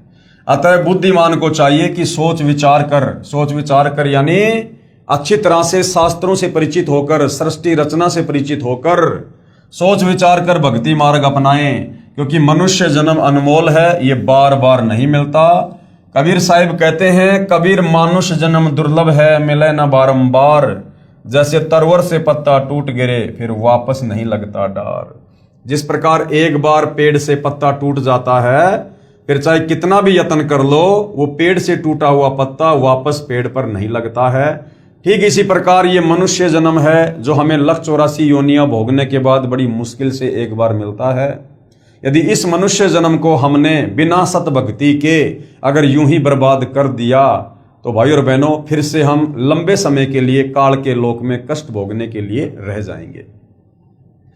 उसके बाद भाई और बहनों, विश्व विजेता संत यानी सतगुरु रामपाल जी की अध्यक्षता में हिंदुस्तान विश्व गुरु धर्म गुरु के रूप में प्रतिष्ठित होगा, ये कहा है नास्त्रदमस ने, जो फ्रांस के रहने वाले थे, जो एक भविष्य वक्ता थे। तो फ्रांस के भविष्य वक्ता नास्त्रदमस जी ने वर्तमान समय को लेकर और सतगुरु रामपाल जी को लेकर क्या कुछ भविष्यवाणी की है, उस पर यहां पर प्रकाश डाला जा रहा है, ताकि आप और हमें विश्वास हो कि वास्तव में आने वाले समय में भारत देश जो विश्व गुरु बनेगा, धर्म गुरु बनेगा, जगत गुरु बनेगा, सोने की चिड़िया बनेगा।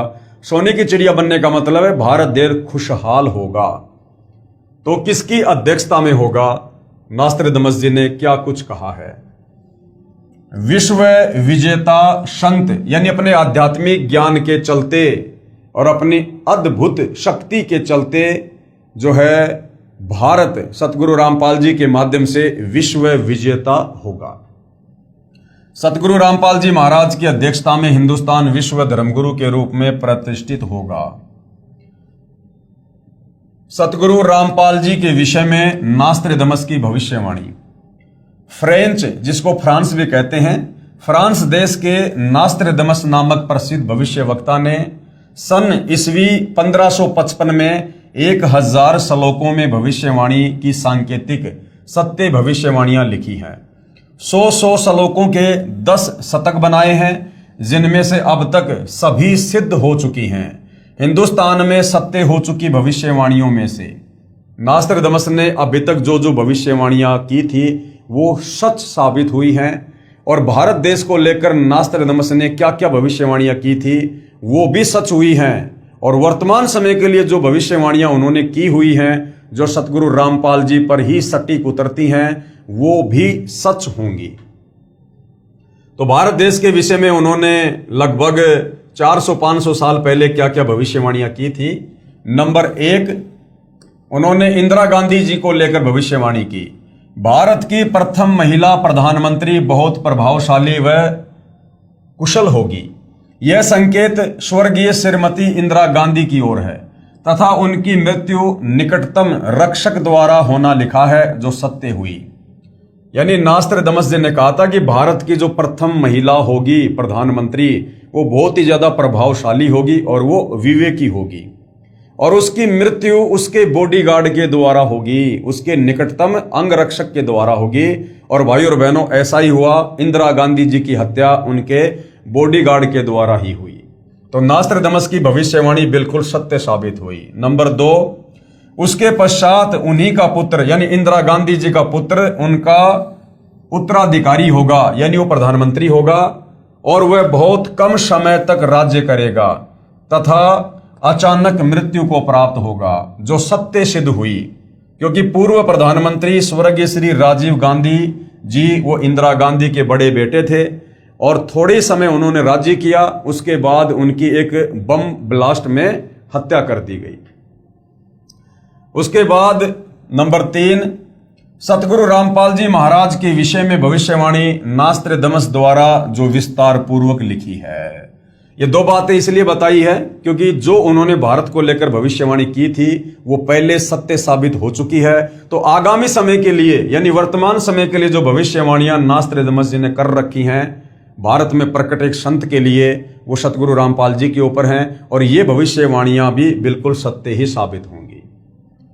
अपनी भविष्यवाणी के शतक 5 के अंत में तथा शतक 6 के प्रारंभ में नास्ट्राडामस जी ने लिखा है कि आज अर्थात ईस्वी सन 1555 से ठीक 450 वर्ष के बाद अर्थात सन 2006 में एक हिंदू संत जिसको सायरन कहा गया है वो प्रकट होगा, अर्थात लोगों के सामने होगा, अर्थात सर्व जगत में उसकी चर्चा होगी। उस समय उस हिंदू धार्मिक संत यानी सायरन की आयु 50 व 60 वर्ष के बीच होगी।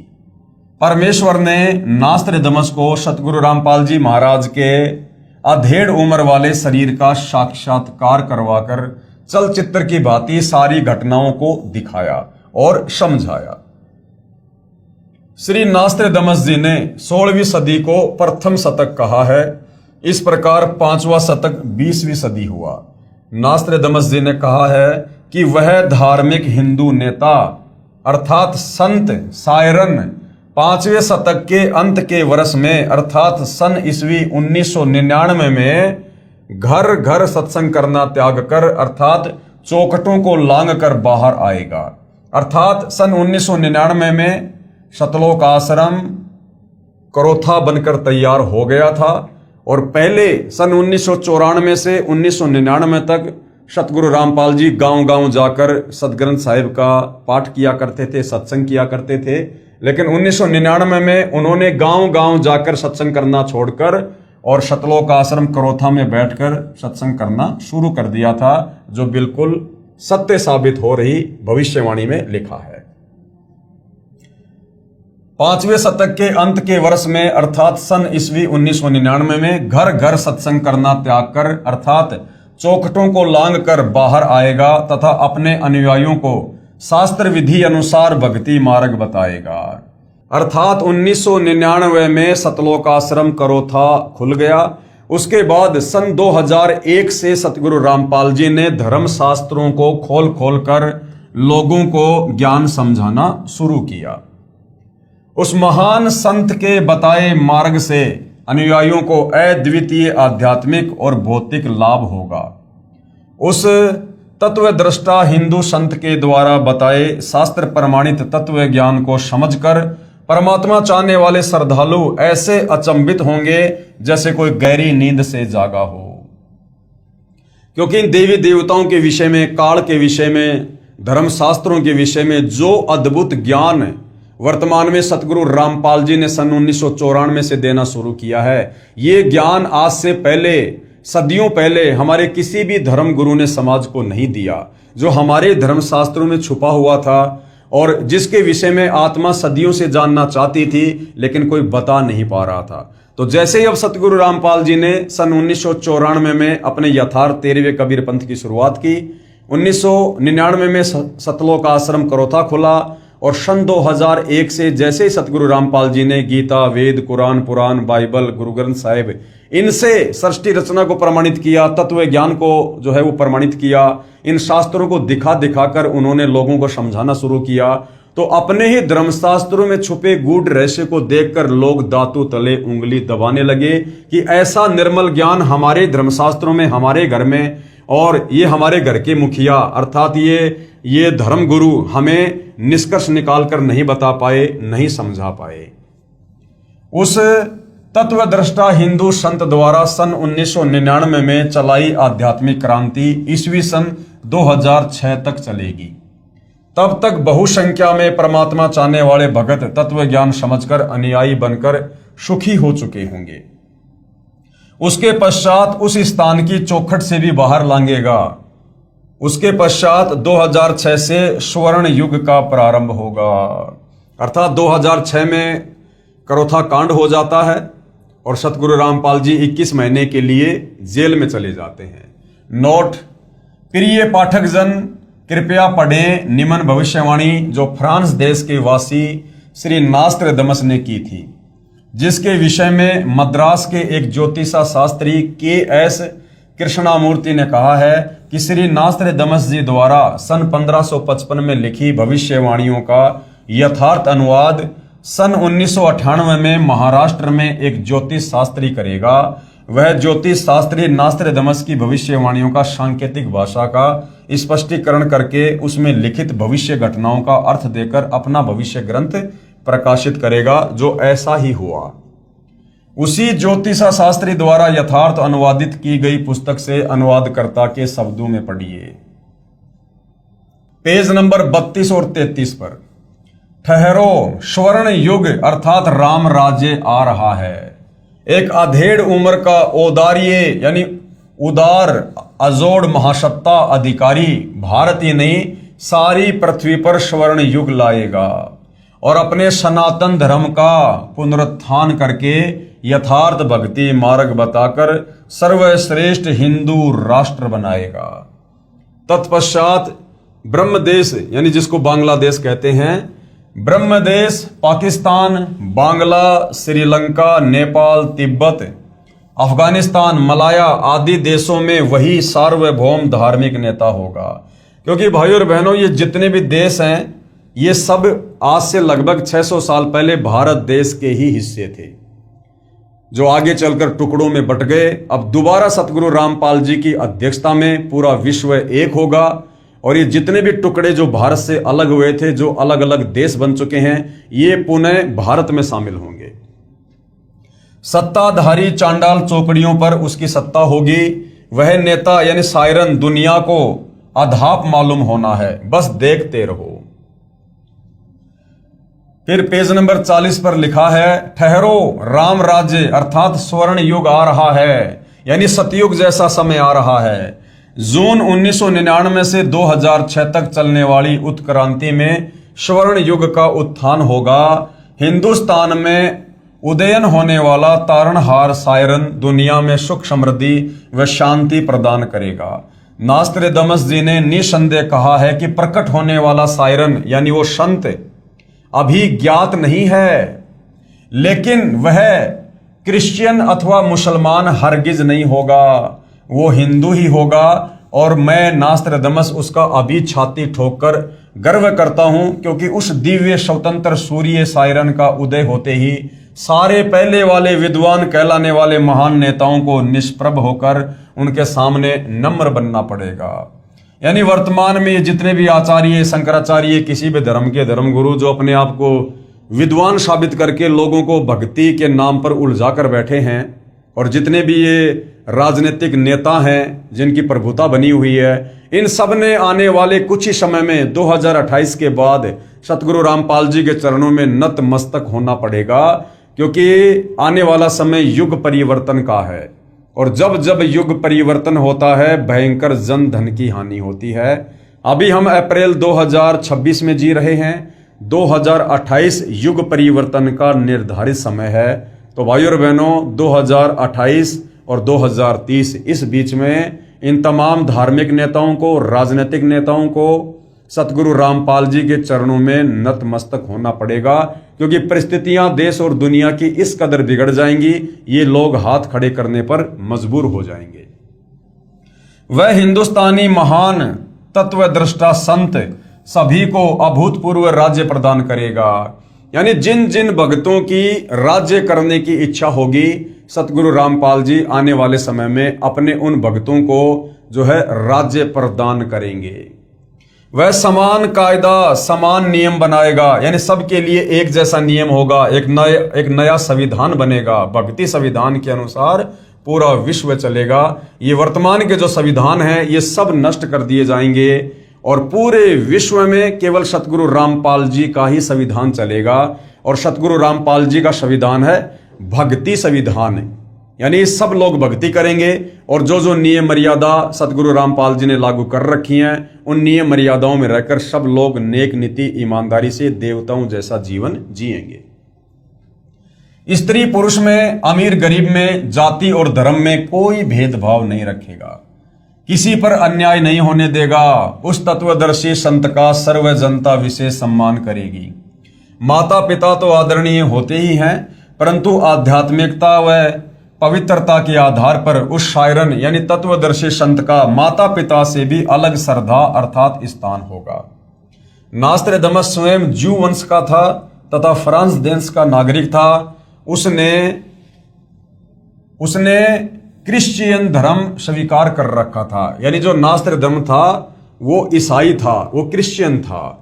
फिर भी नास्त्रदामस ने निसंदेह कहा है कि प्रकट होने वाला शायरन यानी संत केवल हिंदू ही होगा।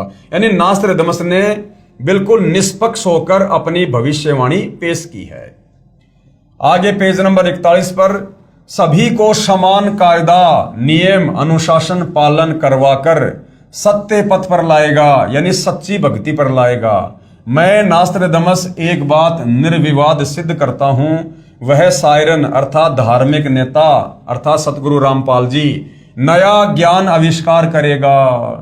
सतगुरु रामपाल जी ने सृष्टि रचना बताकर और सर्व धर्म शास्त्रों का निष्कर्ष निकालकर जो अमृत ज्ञान शतलोक जाने की कंप्लीट विधि, काल के 21 ब्रह्मांडों से बाहर निकलने का कोर्स आप और हमें दिया है, ये आज से पहले इस प्रकार से किसी ने नहीं दिया। तो एक नया ज्ञान यानी इस काल के 21 ब्रह्मांड में जो आधा अधूरा भक्ति का ज्ञान है उससे सर्वश्रेष्ठ एक नया ज्ञान सतगुरु रामपाल जी ने हमें दिया है। वह सत्य मार्गदर्शन करवाने वाला तारणहार एशिया खंड में जिस देश के नाम महासागर हिंद महासागर है उसी नाम वाले हिंदुस्तान देश में जन्म लेगा। अब ये भविष्य वक्ता होते हैं भाइयों और बहनों, इन्हें नहीं पता होता है कि परमात्मा जी जब संत रूप में धरती पर आते हैं तो वो जन्म लेते हैं या फिर वो प्रकट होते हैं। तो उन्होंने अपनी साधारण भाषा में यहाँ पर जन्म लेना लिखा है। वो ना क्रिश्चियन होगा, ना मुसलमान होगा, ना जू होगा, वो निसंदेह हिंदू होगा। अन्य भूतपूर्व धार्मिक नेताओं से महत्तर बुद्धिमान होगा और अंजिके होगा। नास्त्रदामस भविष्यवाणी के शतक 6 श्लोक 70 में महत्वपूर्ण संकेत बता रहा है। उससे सभी प्रेम करेंगे, उसका बोलबाला रहेगा, उसका भय भी होगा कि यदि मर्यादा तोड़ दी तो हमारे पर तुरंत काल का अटैक होगा और हमारे पर मुसीबतों का पहाड़ टूटेगा। तो सतगुरु रामपाल जी का भय भी होगा। कोई भी अपकृत्य करना नहीं सोचेगा, यानी कोई भी व्यक्ति गलत काम करने की नहीं सोचेगा, क्योंकि ज्ञान भी हो जाएगा कि जैसे कर्म करेंगे फिर वैसा उनका दंड भी भोगना पड़ेगा। तो जिस कारण से लोगों में भय भी रहेगा और लोग कोई भी अपकृत्य अर्थात दुष्कर्म नहीं करेंगे। उसका नाम व कीर्ति त्रिखंड में गूंजेगी, अर्थात पूरे विश्व में उनका नाम होगा, बोलबाला होगा, अर्थात आसमानों के पार उसकी महिमा का बोलबाला होगा। देवी देवता भी इस समय धरती पर मनुष्य जन्म प्राप्त करने के लिए परमात्मा से अरदास करेंगे, क्योंकि ऐसा सुअवसर युगों युगों बाद नसीब होता है। और देवलोक में बैठे देवता लोग उस देव शरीर में मुक्ति प्राप्त नहीं कर सकते। इसलिए वो भी परमात्मा से यही अर्ज करेंगे कि हे परमात्मा, वर्तमान में इस पृथ्वी पर ऐसा स्वर्णिम युग चल रहा है, भक्ति का प्राइम टाइम चल रहा है, वो देवता भी मनुष्य जन्म प्राप्ति के लिए परमेश्वर से अर्ज करेंगे। अर्थात आसमानों के पार उसकी महिमा का बोलबाला होगा। ऊपर देवलोक में भी सतगुरु रामपाल जी परमेश्वर जी की दिन रात चर्चा हुआ करेगी। अब तक अज्ञान निंद्रा में गाड़े सोए हुए समाज को तत्व ज्ञान की रोशनी से जगाएगा। यानी शास्त्र विरुद्ध साधना करने के चलते जो हमारे पूर्वज भूत बन गए और हमें भी हमारे धर्मगुरु उसी दिशा में आगे बढ़ा रहे थे, अब समाज उस शास्त्र विरुद्ध वाली अज्ञान निंद्रा में जो है सदियों से सोया हुआ था, अब वो जागेगा सतगुरु रामपाल जी का तत्व ज्ञान सुनकर। सर्व मानव समाज हड़बड़ा कर जागेगा, उसके तत्व ज्ञान के आधार से भक्ति साधना करेगा, सर्व समाज से सत्य साधना करवाएगा, जिस कारण सर्व साधकों को अपने आदि अनादि स्थान सतलोक में अपने पूर्वजों के पास ले जाकर वहां स्थायी स्थान प्राप्त करवाएगा, अर्थात वारिस बनाएगा। इस क्रूर भूमि यानी काल लोक से मुक्त करवाएगा, ये शब्द बोल उठेगा। तो भाई और बहनों, आज आप और हमें तो ये विश्वास हो ही चुका है कि काल के 21 ब्रह्मांड से, इन दुखों से, परेशानियों से, जन्म मरण से, लक 84 के कष्ट से सतगुरु रामपाल जी की भक्ति ही बाहर निकाल सकती है, दूसरा कोई विकल्प नहीं है। तो ये सारी बातें आज से 400-500 वर्ष पहले नास्त्रदमस जी ने पहले ही भविष्य को देखकर अपनी आध्यात्मिक शक्ति से बता दिया था। आगे पेज नंबर 42 और 43 पर, यह हिंसक महाकाल कौन है, कहां है, ये बात सायरन अर्थात तत्वदर्शी संत ही बताएगा। अब सतगुरु रामपाल जी ने बताया कि ये काल कौन है।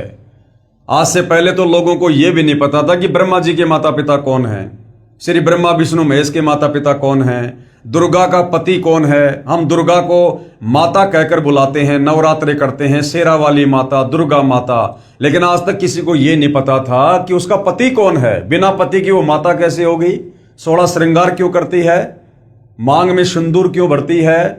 तो आज से पहले हमारे धर्मगुरु हमें अध्यात्म के विषय में नहीं बता पाए थे, जो अब सतगुरु रामपाल जी ने बताया कि ये काल कौन है। ये काल दुर्गा का पति है, ब्रह्मा विष्णु महेश का ये बाप है, और तीनों देवताओं के माध्यम से इसने यहां पर हम सबको फांस रखा है। वह महाकाल कौन है, कहां है, ये बात सायरन अर्थात तत्वदर्शी संत ही बताएगा। उस क्रूर चंद्र से वह सायरन ही मुक्त करवाएगा, यानी काल से वही तत्वदर्शी संत मुक्त करवाएगा। सायरन अर्थात तत्वदर्शी संत के कारगिर्द में इस भूतल की पवित्र भूमि पर हिंदुस्तान में स्वर्ण युग का अवतरण होगा, अर्थात सतयुग जैसा समय होगा। फिर वह पूरे विश्व में फैलेगा। उस विश्व नेता और उसके सद्गुणों की उसके बाद भी महिमा गाई जाएगी, यानी सतगुरु रामपाल जी के वापस सतलोक जाने के बाद भी सदियों तक उनकी महिमा यहां पर गाई जाएगी। उसके मन की शालीनता, विनम्रता, उदारता का इतना रेलपेल बोलबाला होगा कि इससे पहले नमूद किए हुए शतक 6 श्लोक 70 के आखिरी पंक्ति में किया हुआ उल्लेख कि अपना शब्द खुद ही बोल उठता है, और शायरन की ही जुबान बोल रही है कि शायरन अपने बारे में बस 3 ही शब्द बोलता है, एक, विजयी और ज्ञाता, अर्थात उसके सिवाय उसके बराबर दूसरा और पृथ्वी पर कोई नहीं होगा। जैसे कहते हैं ना, एकम अद्वितीयम, यानी सतगुरु रामपाल जी के बराबर, उनके समकक्ष पृथ्वी पर दूसरा कोई नहीं होगा। और विजयी यानी उनको कोई भी पराजय नहीं कर सकता इस 21 ब्रह्मांड में, वो विजयी ही रहेंगे। और ज्ञाता, उनके बराबर ज्ञानी, सर्वज्ञ और कोई नहीं होगा। जैसे हम सतगुरु रामपाल जी को जगत गुरु कहते हैं। इसके साथ और विशेषण ना चिपकाएं, मुझे मंजूर नहीं होगा। ये पृष्ठ 42 वाला 4 उल्लेखवाणी शतक 6 श्लोक 71 है। हिंदू शायरन अपने ज्ञान से दैप्तीयमान उत्तुंग ऊंचा स्वरूप का विधान यानी तत्व ज्ञान फिर से बिना शर्त उजागर करवाएगा। ये अंग्रेजी में लिखा है, siren will be chief of the world loved feared and unchallenged, और मानवीय संस्कृति निर्धोक संवारेगा। यानी लोगों की जो वृत्ति गिर चुकी है, मानसिक स्तर गिर चुका है, उसे सत भक्ति के द्वारा पुनः ऊंचाइयों पर लेकर जाएगा, लोगों को असल में इंसान बनाएगा, इसमें संदेह नहीं। अभी किसी को मालूम नहीं, यानी ये सन 1555 के आसपास की बातें हैं, इसलिए नास्त्रदमस जी कह रहे हैं कि अभी वर्तमान में उस संत के विषय में किसी को कुछ नहीं पता।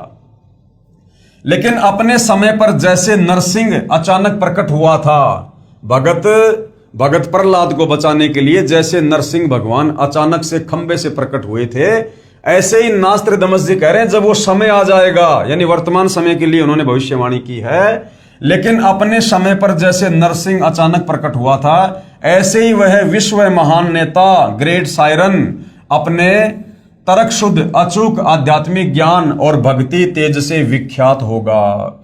जैसे वर्तमान समय में यदि सत्य ज्ञान को लेकर, शास्त्र अनुकूल ज्ञान को लेकर, शास्त्रों वाले ज्ञान को लेकर अगर किसी संत की चर्चा होती है तो केवल सतगुरु रामपाल जी की होती है, और आने वाले कुछ ही वर्षों में पूरे विश्व में उनका बोलबाला होगा।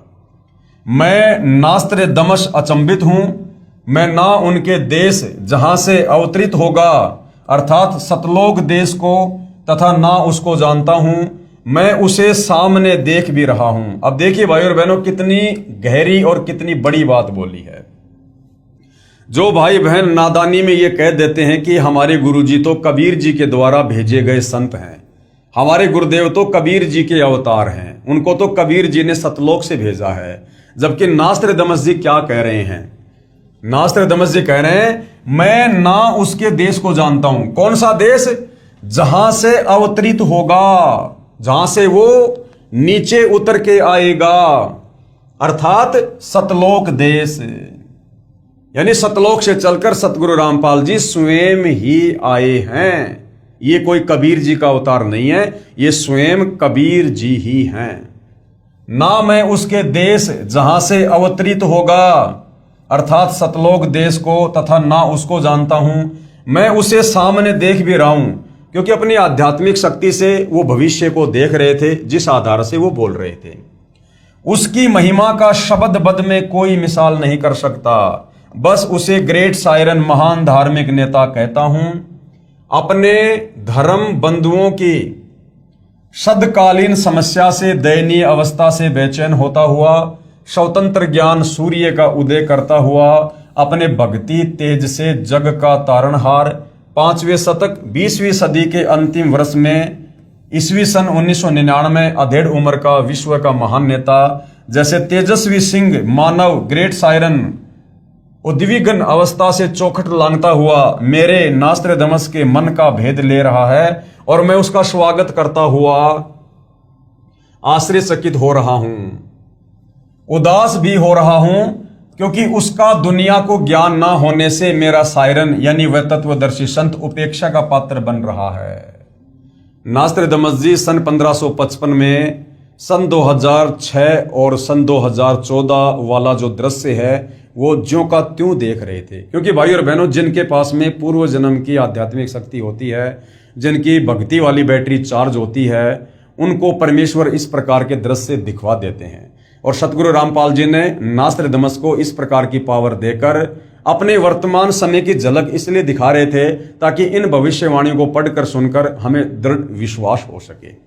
तो नास्त्रदमस जी वर्तमान समय को देख रहे थे कि भाई 2006 में एक कांड होगा, फिर 2014 में कांड होगा, और जो धार्मिक नेता है, जो संत है, वो दुनिया में उपेक्षा का पात्र बनेगा, अर्थात दुनिया उनकी निंदा करेगी, अनजाने में, नादानी में, उनको ना जानकर, उनके ज्ञान को ना सुनकर।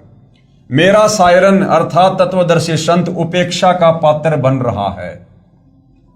मेरी यानी नास्त्रदमस की चित्त भेदक भविष्यवाणी की और उस वैश्विक सिंह मानव की उपेक्षा ना करें। नास्त्रदमस जी कह रहे हैं उस महान तत्वदर्शी संत की कोई उपेक्षा ना करे, उसके विषय में कोई अपशब्द ना कहे, निंदा ना करे। उसके प्रकट होने पर तथा उसके तेजस्वी तत्व ज्ञान रूपी सूर्य उदय होने से आदर्शवादी श्रेष्ठ व्यक्तियों का पुनरुत्थान तथा स्वर्ण युग का प्रभात शतक 6 में आज ईस्वी सन 1555 से 450 वर्ष बाद अर्थात 2006 में 1555 प्लस 450 वर्ष अर्थात 2005 के पश्चात अर्थात 2006 में शुरुआत होगी। अर्थात 2006 में क्रोथा कांड हुआ था और सतगुरु रामपाल जी जो है एक प्रकार से निंदा के पात्र हुए उन्हें नादान लोगों के द्वारा। इस कृतार्थ शुरुआत का मैं नास्त्र दमस दृष्टा हो रहा हूं, यानी उस समय वो अपनी आंखों से देख रहा था। पेज नंबर 44, 45, 46 नास्त्र दमस शतक 1 श्लोक 50 में फिर प्रमाणित कर रहा है कि 3 ओर से सागर से घिरे द्वीप हिंदुस्तान देश में उस महान संत का जन्म होगा। उस समय तत्व ज्ञान के अभाव से अज्ञान अंधेरा होगा, नैतिकता का पतन होकर हाहाकार मचा होगा। वह सायरन यानी धार्मिक नेता, तत्वदर्शी संत गुरुवर अर्थात गुरु जी को वर अर्थात श्रेष्ठ मानकर अपनी साधना करेगा, क्योंकि गुरु से ही हमें ज्ञान प्राप्त होता है। गुरुर ब्रह्मा गुरुर विष्णु गुरुर देवो महेश्वर है, गुरुर साक्षात पार ब्रह्म तस्मै श्री गुरुवे नमः। तो नास्त्र दमस जी कह रहे हैं कि जो तत्वदर्शी संत होगा, जो ग्रेट सायरन होगा, वो गुरु को सर्वश्रेष्ठ महत्व देते हुए भक्ति करेगा और करवाएगा। तो आज भाइयों और बहनों, सतगुरु के विषय में हमें परमेश्वर की वाणियां सुनने को मिलती है कि 7 दीप नौखंड में गुरु से बड़ा ना कोई, करता करे ना कर सके, सतगुरु करे सो होई। गुरु गोविंद दोनों खड़े किसके लागू पाए, बलिहारी गुरु आपना जिन गोविंद दिया बताए। क्योंकि कबीर परमात्मा स्वयं धरती पर प्रकट होकर गुरु की भूमिका करते हैं, इसलिए वह धार्मिक नेता, वह तत्वदर्शी संत गुरु को सर्वश्रेष्ठ साबित करके भक्ति करवाएगा। वह धार्मिक नेता, तत्वदर्शी संत अपने धर्म बल अर्थात भक्ति की शक्ति से तथा तत्व ज्ञान द्वारा सभी राष्ट्रों को नतमस्तक करेगा। आने वाले समय में दुनिया के कुछ देश मिलकर जो भारत देश पर आक्रमण करेंगे, उन सबको मुंह की खानी पड़ेगी सतगुरु रामपाल जी की शक्ति के आगे। एशिया में उसे रोकना अर्थात उसके प्रचार में बाधा करना पागलपन होगा। शतक 1 श्लोक 50। उसके बाद नास्त्र दमस जी ने आगे क्या कुछ कहा है, नोट। नास्त्र दमस की भविष्यवाणी फ्रांस देश की भाषा में लिखी गई थी। बाद में एक पॉल ब्रंटन नामक अंग्रेज ने इस नास्त्र दमस की भविष्यवाणी सेंचुरी ग्रंथ को फ्रांस में कुछ वर्ष रहकर समझा, फिर इंग्लिश भाषा में लिखा। उसने गुरुवार शब्द को बृहस्पति यानी गुरुवार अर्थात थर्सडे जानकर लिख दिया कि वह अपनी पूजा का आधार बृहस्पतिवार को बनाएगा। वास्तव में गुरुवार शब्द है जिसका अर्थ है सर्व गुरुओं में जो एक तत्व ज्ञाता अर्थात श्रेष्ठ है तथा गुरु को मुख्य मानकर साधना करना होता है। वेद भाषा में बृहस्पति का भावार्थ सर्वोच्च स्वामी अर्थात परमेश्वर, दूसरा अर्थ बृहस्पति का जगत गुरु भी होता है। जगत गुरु तथा परमेश्वर भी बृहस्पति का ही बोधक है। वह अधेड़ उम्र में यानी युवा अवस्था में 50 और 60 के आसपास की अवस्था में तत्व ज्ञान का ज्ञाता तथा श्रेय होकर त्रिखंड में कीर्तिमान होगा। मुझ नास्त्र दमस को उसका नया उपाय यानी साधना मंत्र ऐसा जालिम मालूम होता है जैसे सर्प को वश करने वाला गार्डू मंत्र से महाविशैले सर्प को वश कर लेता है। यानी नास्त्र दमस जी कह रहे हैं कि वो जो साधना के मंत्र देगा, जो सुमरण देगा, मुझे तो उसका वो सुमरण ऐसा प्रतीत हो रहा है जैसे गार्डू एक मंत्र बोलकर महाविशैले सर्प को भी अपने काबू में कर लेता है। ऐसे ही वो जो सुमरण देगा, जो मंत्र देगा, उससे इस काल के जो है जितने भी षड्यंत्र हैं, जितने भी दाव हैं, वो फैल हो जाएंगे और ये काल उस सत भक्ति मंत्रों के आगे नतमस्तक हो जाएगा। वह नया उपाय, नया कायदा बनाने वाला यानी एक नया संविधान बनाएगा।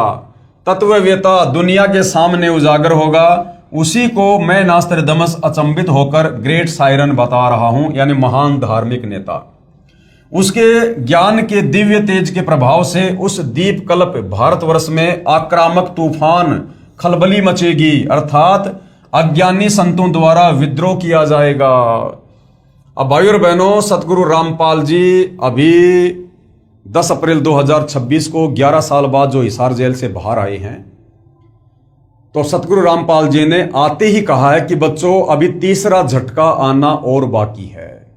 और वो तीसरा झटका ये काल सहन नहीं कर पाएगा।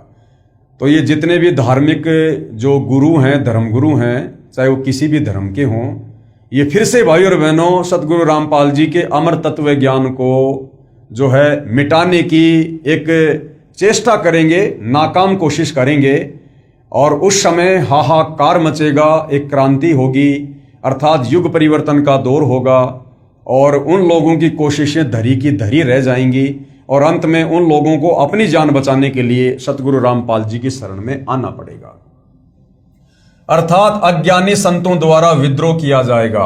2006 में भी अज्ञानी संतों द्वारा ही विद्रोह किया गया था, अर्थात करोथा कांड हुआ। 2014 में भी अज्ञानी संतों द्वारा ही विद्रोह किया गया था, अर्थात 2014 का बरवाला कांड हुआ। उसको शांत करने का उपाय भी उसी को मालूम होगा। जैसे जालिम सर्पनी को वश किया जाता है, वह सिंह के समान शक्तिशाली व तेज पुंज व्यक्तित्व का होगा। कौन? तत्वदर्शी संत, तेज पुंज व्यक्तित्व का। आप और हम नित्य नियम में पढ़ते हैं, धन सतगुरु उपदेश देवा, 84 ब्रह्मेट ही, और तेज पुंज अन्य दे धरकर इस विध हमको भेंट ही। तो नास्त्रदामस जी सतगुरु रामपाल जी के विषय में कह रहे हैं कि वो तेज पुंज व्यक्तित्व का धनी होगा, उसका शरीर हाड़ मांस से बना नहीं होगा, वो तेज पुंज व्यक्तित्व का धनी होगा, अर्थात स्वयं वो परमात्मा ही होगा। यह मैं नास्त्रदामस स्पष्ट शब्दों में बता रहा हूं कि वह कुंडलिनी शक्ति धारण किए हुए हैं। अब परमेश्वर को कुंडलिनी शक्ति धारण करने की जरूरत नहीं है, ये तो सर्व सिद्धियों से परिपूर्ण है, सर्वशक्तिमान परमात्मा है। आदरणीय गरीबदास जी कहते हैं, गरीब सब पदवी के मूल हैं, सकल सिद्धि है तीर, और दास गरीब सतपुरुष भजो अविगत कला कबीर। इस कबीर परमेश्वर सतगुरु रामपाल जी की सत भक्ति से जो मर्यादा में रहकर करता है, उस भगत में ही 24 सिद्धियां आ जाती हैं। तो सतगुरु रामपाल जी तो सिद्धियों के स्वामी हैं। आगे स्पष्ट शब्द यह है कि जिस समय वह सायरन अर्थात वो तत्वदर्शी संत जिस महासागर में दीप कल्प है, उसी देश के नाम पर महासागर भी है। जैसे हिंद महासागर है, तो हिंद महासागर के नाम पर हमारे देश का नाम है हिंदुस्तान। विशेषता यह होगी कि उस देश की भुजंग सर्पनी शक्ति, कुंडलिनी शक्ति का पूर्ण परिचित ट्रू मास्टर होगा। वह सायरन अर्थात महान धार्मिक नेता, उदार मत वाला, कृपालु, दयालु, दैवतीयमान, सनातन साम्राज्य अधिकारी, आदि पुरुष, सत्य पुरुष का अनुयायी होगा। हालांकि सतगुरु रामपाल जी स्वयं ही सत्य पुरुष हैं, और इनके अनुयायी तो आप और हम भाई बहन हैं जो मर्यादा में रहकर भक्ति कर रहे हैं। उसकी सत्ता सार्वभौम होगी, यानी हर देश में उनका शासन होगा। उसकी महिमा, उपाय, गुरु श्रद्धा, गुरु भक्ति अर्थात गुरु बिना कोई साधना सफल नहीं होती, इस सिद्धांत को दृढ़ करेगा।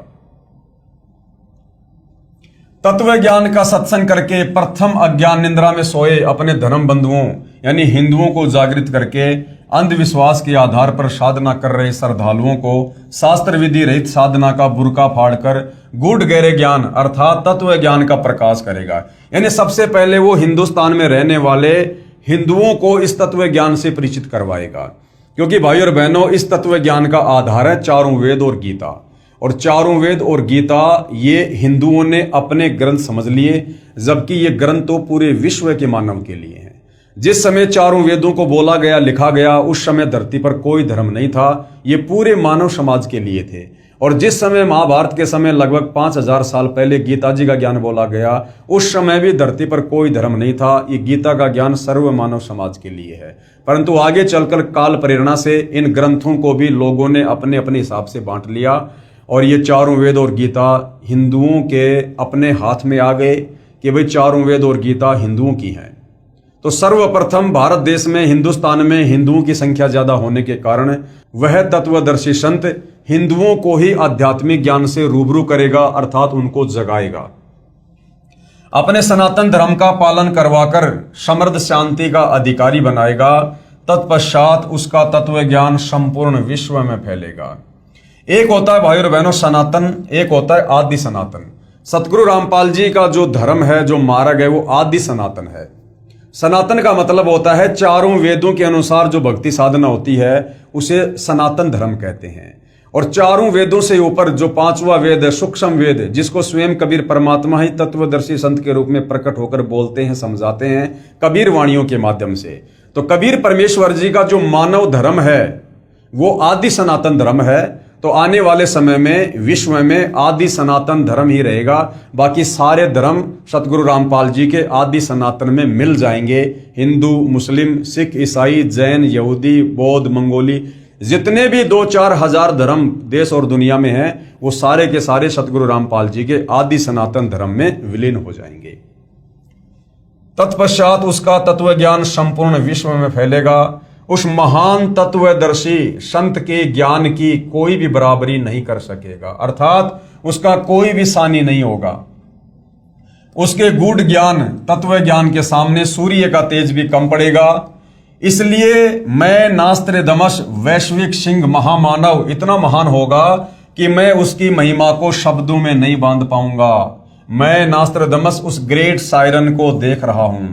और भाइयों और बहनों, ऐसे महान महामानव महापुरुष ग्रेट सायरन सतगुरु रामपाल जी की महिमा करने का और उनकी सत भक्ति करने का आप और हमें सर्वप्रथम मौका मिला है। तो भाइयों और बहनों, ये बड़े सौभाग्य की बात है। उपरोक्त विवरण का भावार्थ है कि उस विश्व नेता को 50 वर्ष की उम्र में तत्व ज्ञान शास्त्रों में प्रमाणित होगा, अर्थात वह 50 वर्ष की उम्र में सन 2001 में सर्व धर्मों के शास्त्रों को पढ़कर उसका ज्ञाता तत्व ज्ञानी होगा। ये तो पहले से ही सर्व शास्त्रों के ज्ञाता हैं, क्योंकि सतगुरु रामपाल जी ने सन 2001 में जो समय उन्होंने पहले निर्धारित किया हुआ था, उस आधार से 2001 में सतगुरु रामपाल जी ने सर्व धर्मों के धर्म शास्त्रों को देखा और पढ़ा। अन्यथा भाइयों और बहनों, सतगुरु रामपाल जी को किसी भी धर्म के धर्म शास्त्रों को पढ़कर ज्ञान प्राप्त करने की आवश्यकता नहीं है, क्योंकि 2001 से पहले भी सतगुरु रामपाल जी जगत गुरु थे। भगत उन्हें जगत गुरु कहा करते थे, बंदी छोड़ कहा करते थे। और जगत गुरु उसी को कहते हैं जो पूरे विश्व को ज्ञान दे, और पूरे विश्व को वही ज्ञान दे सकता है जिसको पूरे विश्व के धर्म ग्रंथों का ज्ञान हो। तो 2001 में तो मात्र हम भाई बहनों को धर्मशास्त्रों से परिचित करवाने के लिए सतगुरु रामपाल जी ने ये धर्मशास्त्र खोल खोल कर दिखाने शुरू किए हैं। अन्यथा सन 1994 से सतगुरु रामपाल जी आदरणीय गरीबदास जी के 5वें सूक्ष्म वेद सदग्रंथ साहिब से ही सत्संग कर रहे हैं, सदग्रंथ साहिब का खुलासा कर रहे थे। जो सदग्रंथ साहिब आज से 300 साल पहले आदरणीय गरीबदास जी ने लिखवाया था, उस सदग्रंथ साहिब में 24,000 वाणियां हैं, और वो 24,000 वाणियां पूरे विश्व की भाषाओं के शब्दों से लिपिबद्ध हैं। अब भाइयों और बहनों, सन 1994 से सतगुरु रामपाल जी पूरे विश्व की भाषाओं से परिपूर्ण सदग्रंथ साहिब का खुलासा कर रहे हैं। तो सोचिए, क्या सतगुरु रामपाल जी 2001 में शास्त्रों को देखकर उनका अध्ययन करके हमें समझाएंगे? अर्थात सतगुरु रामपाल जी सर्वज्ञ हैं। ये सर्व भाषाओं के और सर्व जीवों की भाषाओं के भी ये सतगुरु रामपाल जी ज्ञाता हैं। तो ये स्वयं कबीर परमेश्वर हैं। यहाँ परमात्मा वर्तमान परिस्थितियों के अनुसार आप और हमें समझाते हुए इस प्रकार की लीला करते हैं। तथा उसके पश्चात उस तत्व ज्ञान का ज्ञेय यानी जानने योग्य परमेश्वर का ज्ञान अन्य को प्रदान करने वाला होगा, तथा उसका आध्यात्मिक जन्म अमावस्या को होगा। आध्यात्मिक जन्म का मतलब है, जैसे सतगुरु रामपाल जी ने 17 फरवरी 1988 को एक अच्छी आत्मा आदरणीय राम देवानंद जी को अपना मुंह बोला गुरु धारण किया, गुरु शिष्य परंपरा को बनाए रखकर आगे ज्ञान देने के लिए।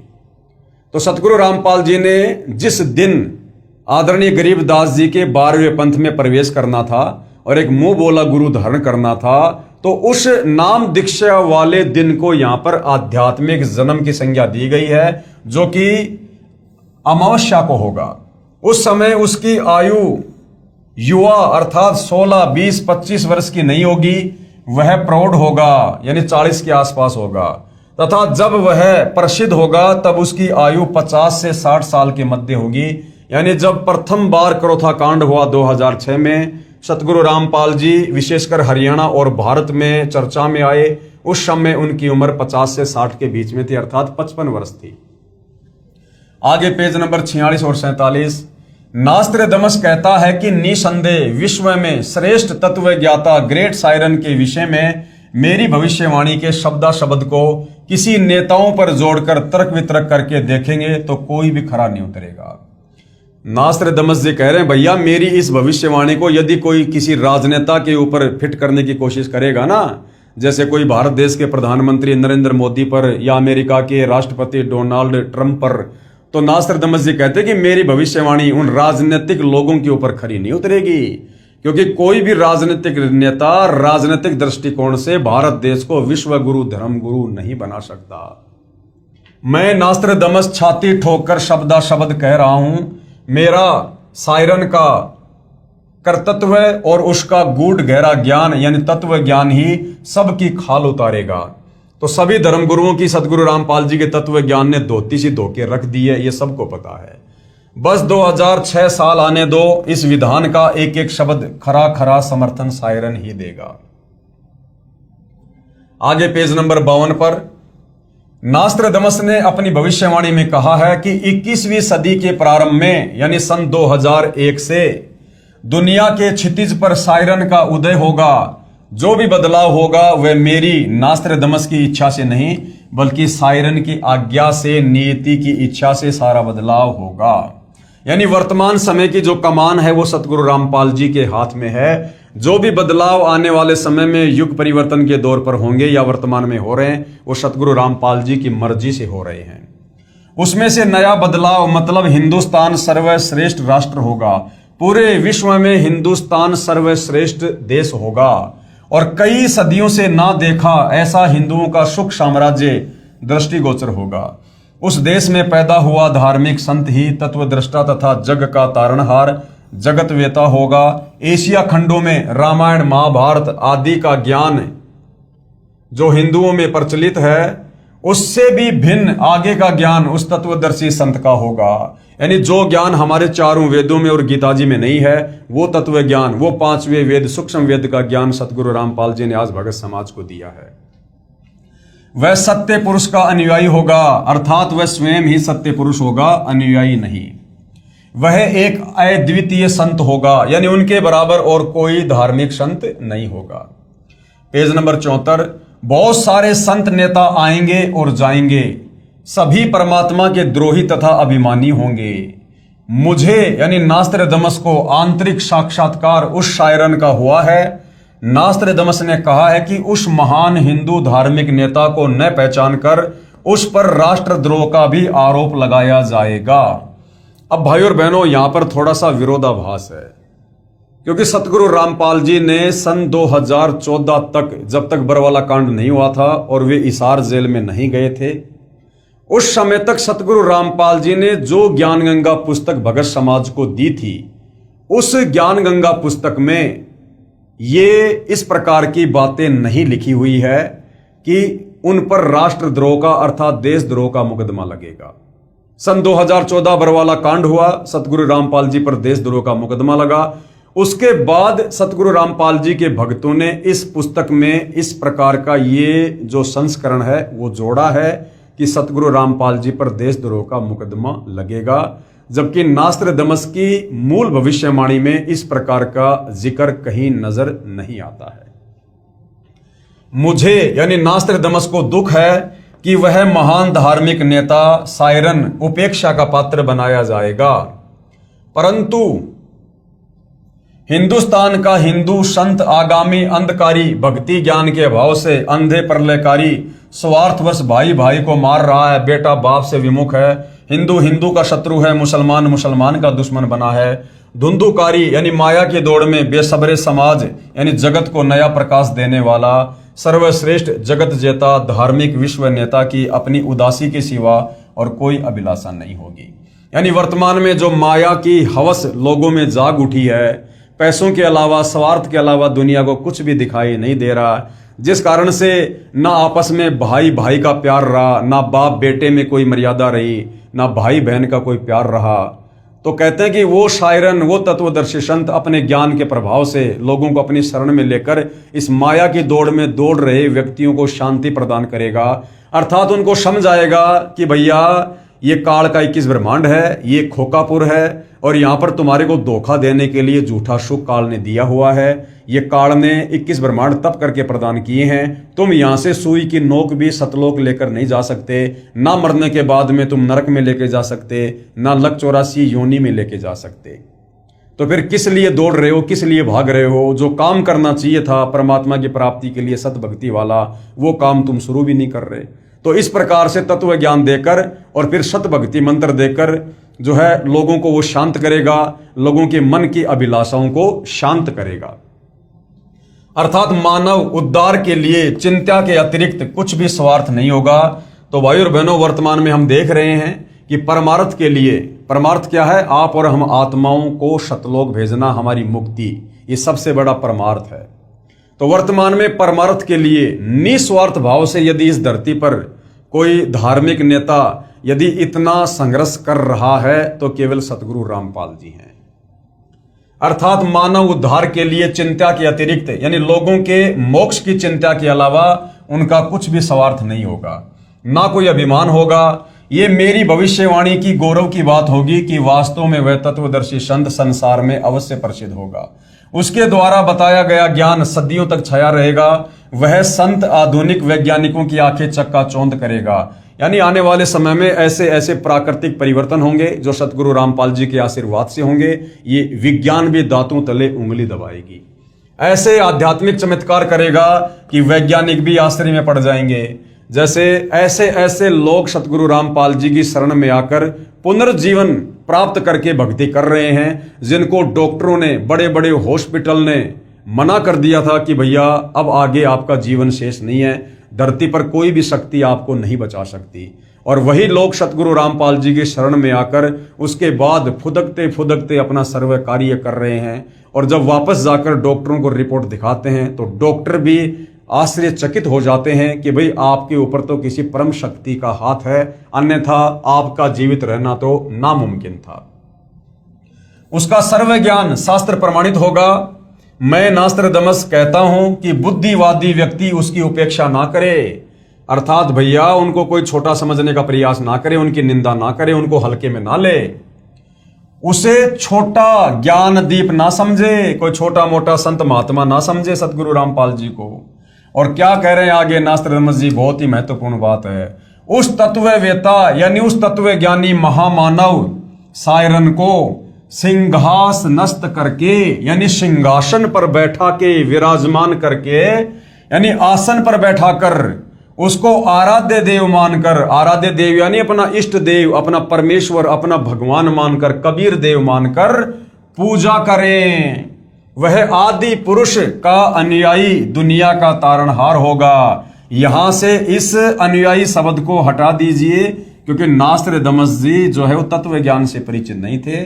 आज हमें गुरुदेव ने तत्व ज्ञान से परिचित करवा दिया है, इसलिए हम यही कहेंगे कि वह आदि पुरुष दुनिया का तारणहार होगा, दुनिया को मोक्ष प्रदान करेगा। तो भाई और बहनों, इसके बाद में और भी बहुत सारे भविष्य वक्ता हैं जिन्होंने वर्तमान समय को लेकर सतगुरु रामपाल जी के ऊपर भविष्यवाणियां की हैं। जैसे सतगुरु रामपाल जी महाराज के समर्थन में अन्य भविष्य वक्ताओं की भविष्यवाणियां।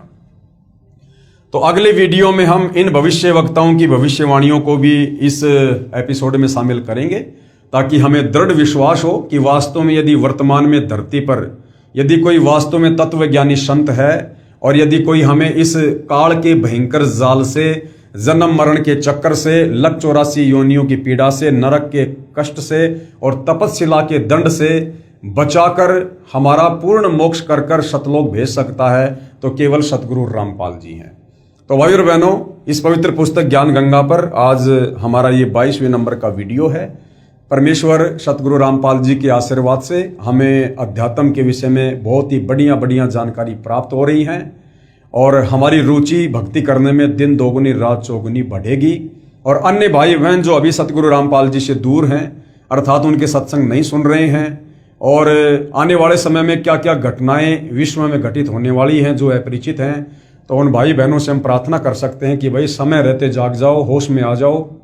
सतगुरु रामपाल जी के यूट्यूब पर सत्संग सुनकर, उनके ज्ञान को समझकर उनकी शरण ग्रहण कर लो। आने वाले समय में आप भी बचोगे, आपके परिवार का भी बचाव होगा। अन्यथा भाई और बहनों, ये युग परिवर्तन का दौर है और भयंकर रूप से जन हानि होगी, धन हानि होगी, त्राहिमाम मचेगा। कहीं प्राकृतिक आपदाएं होंगी तो कहीं मानव निर्मित आपदाएं होंगी, जैसे कि युद्ध, महायुद्ध, गृह युद्ध, परमाणु युद्ध आदि आदि।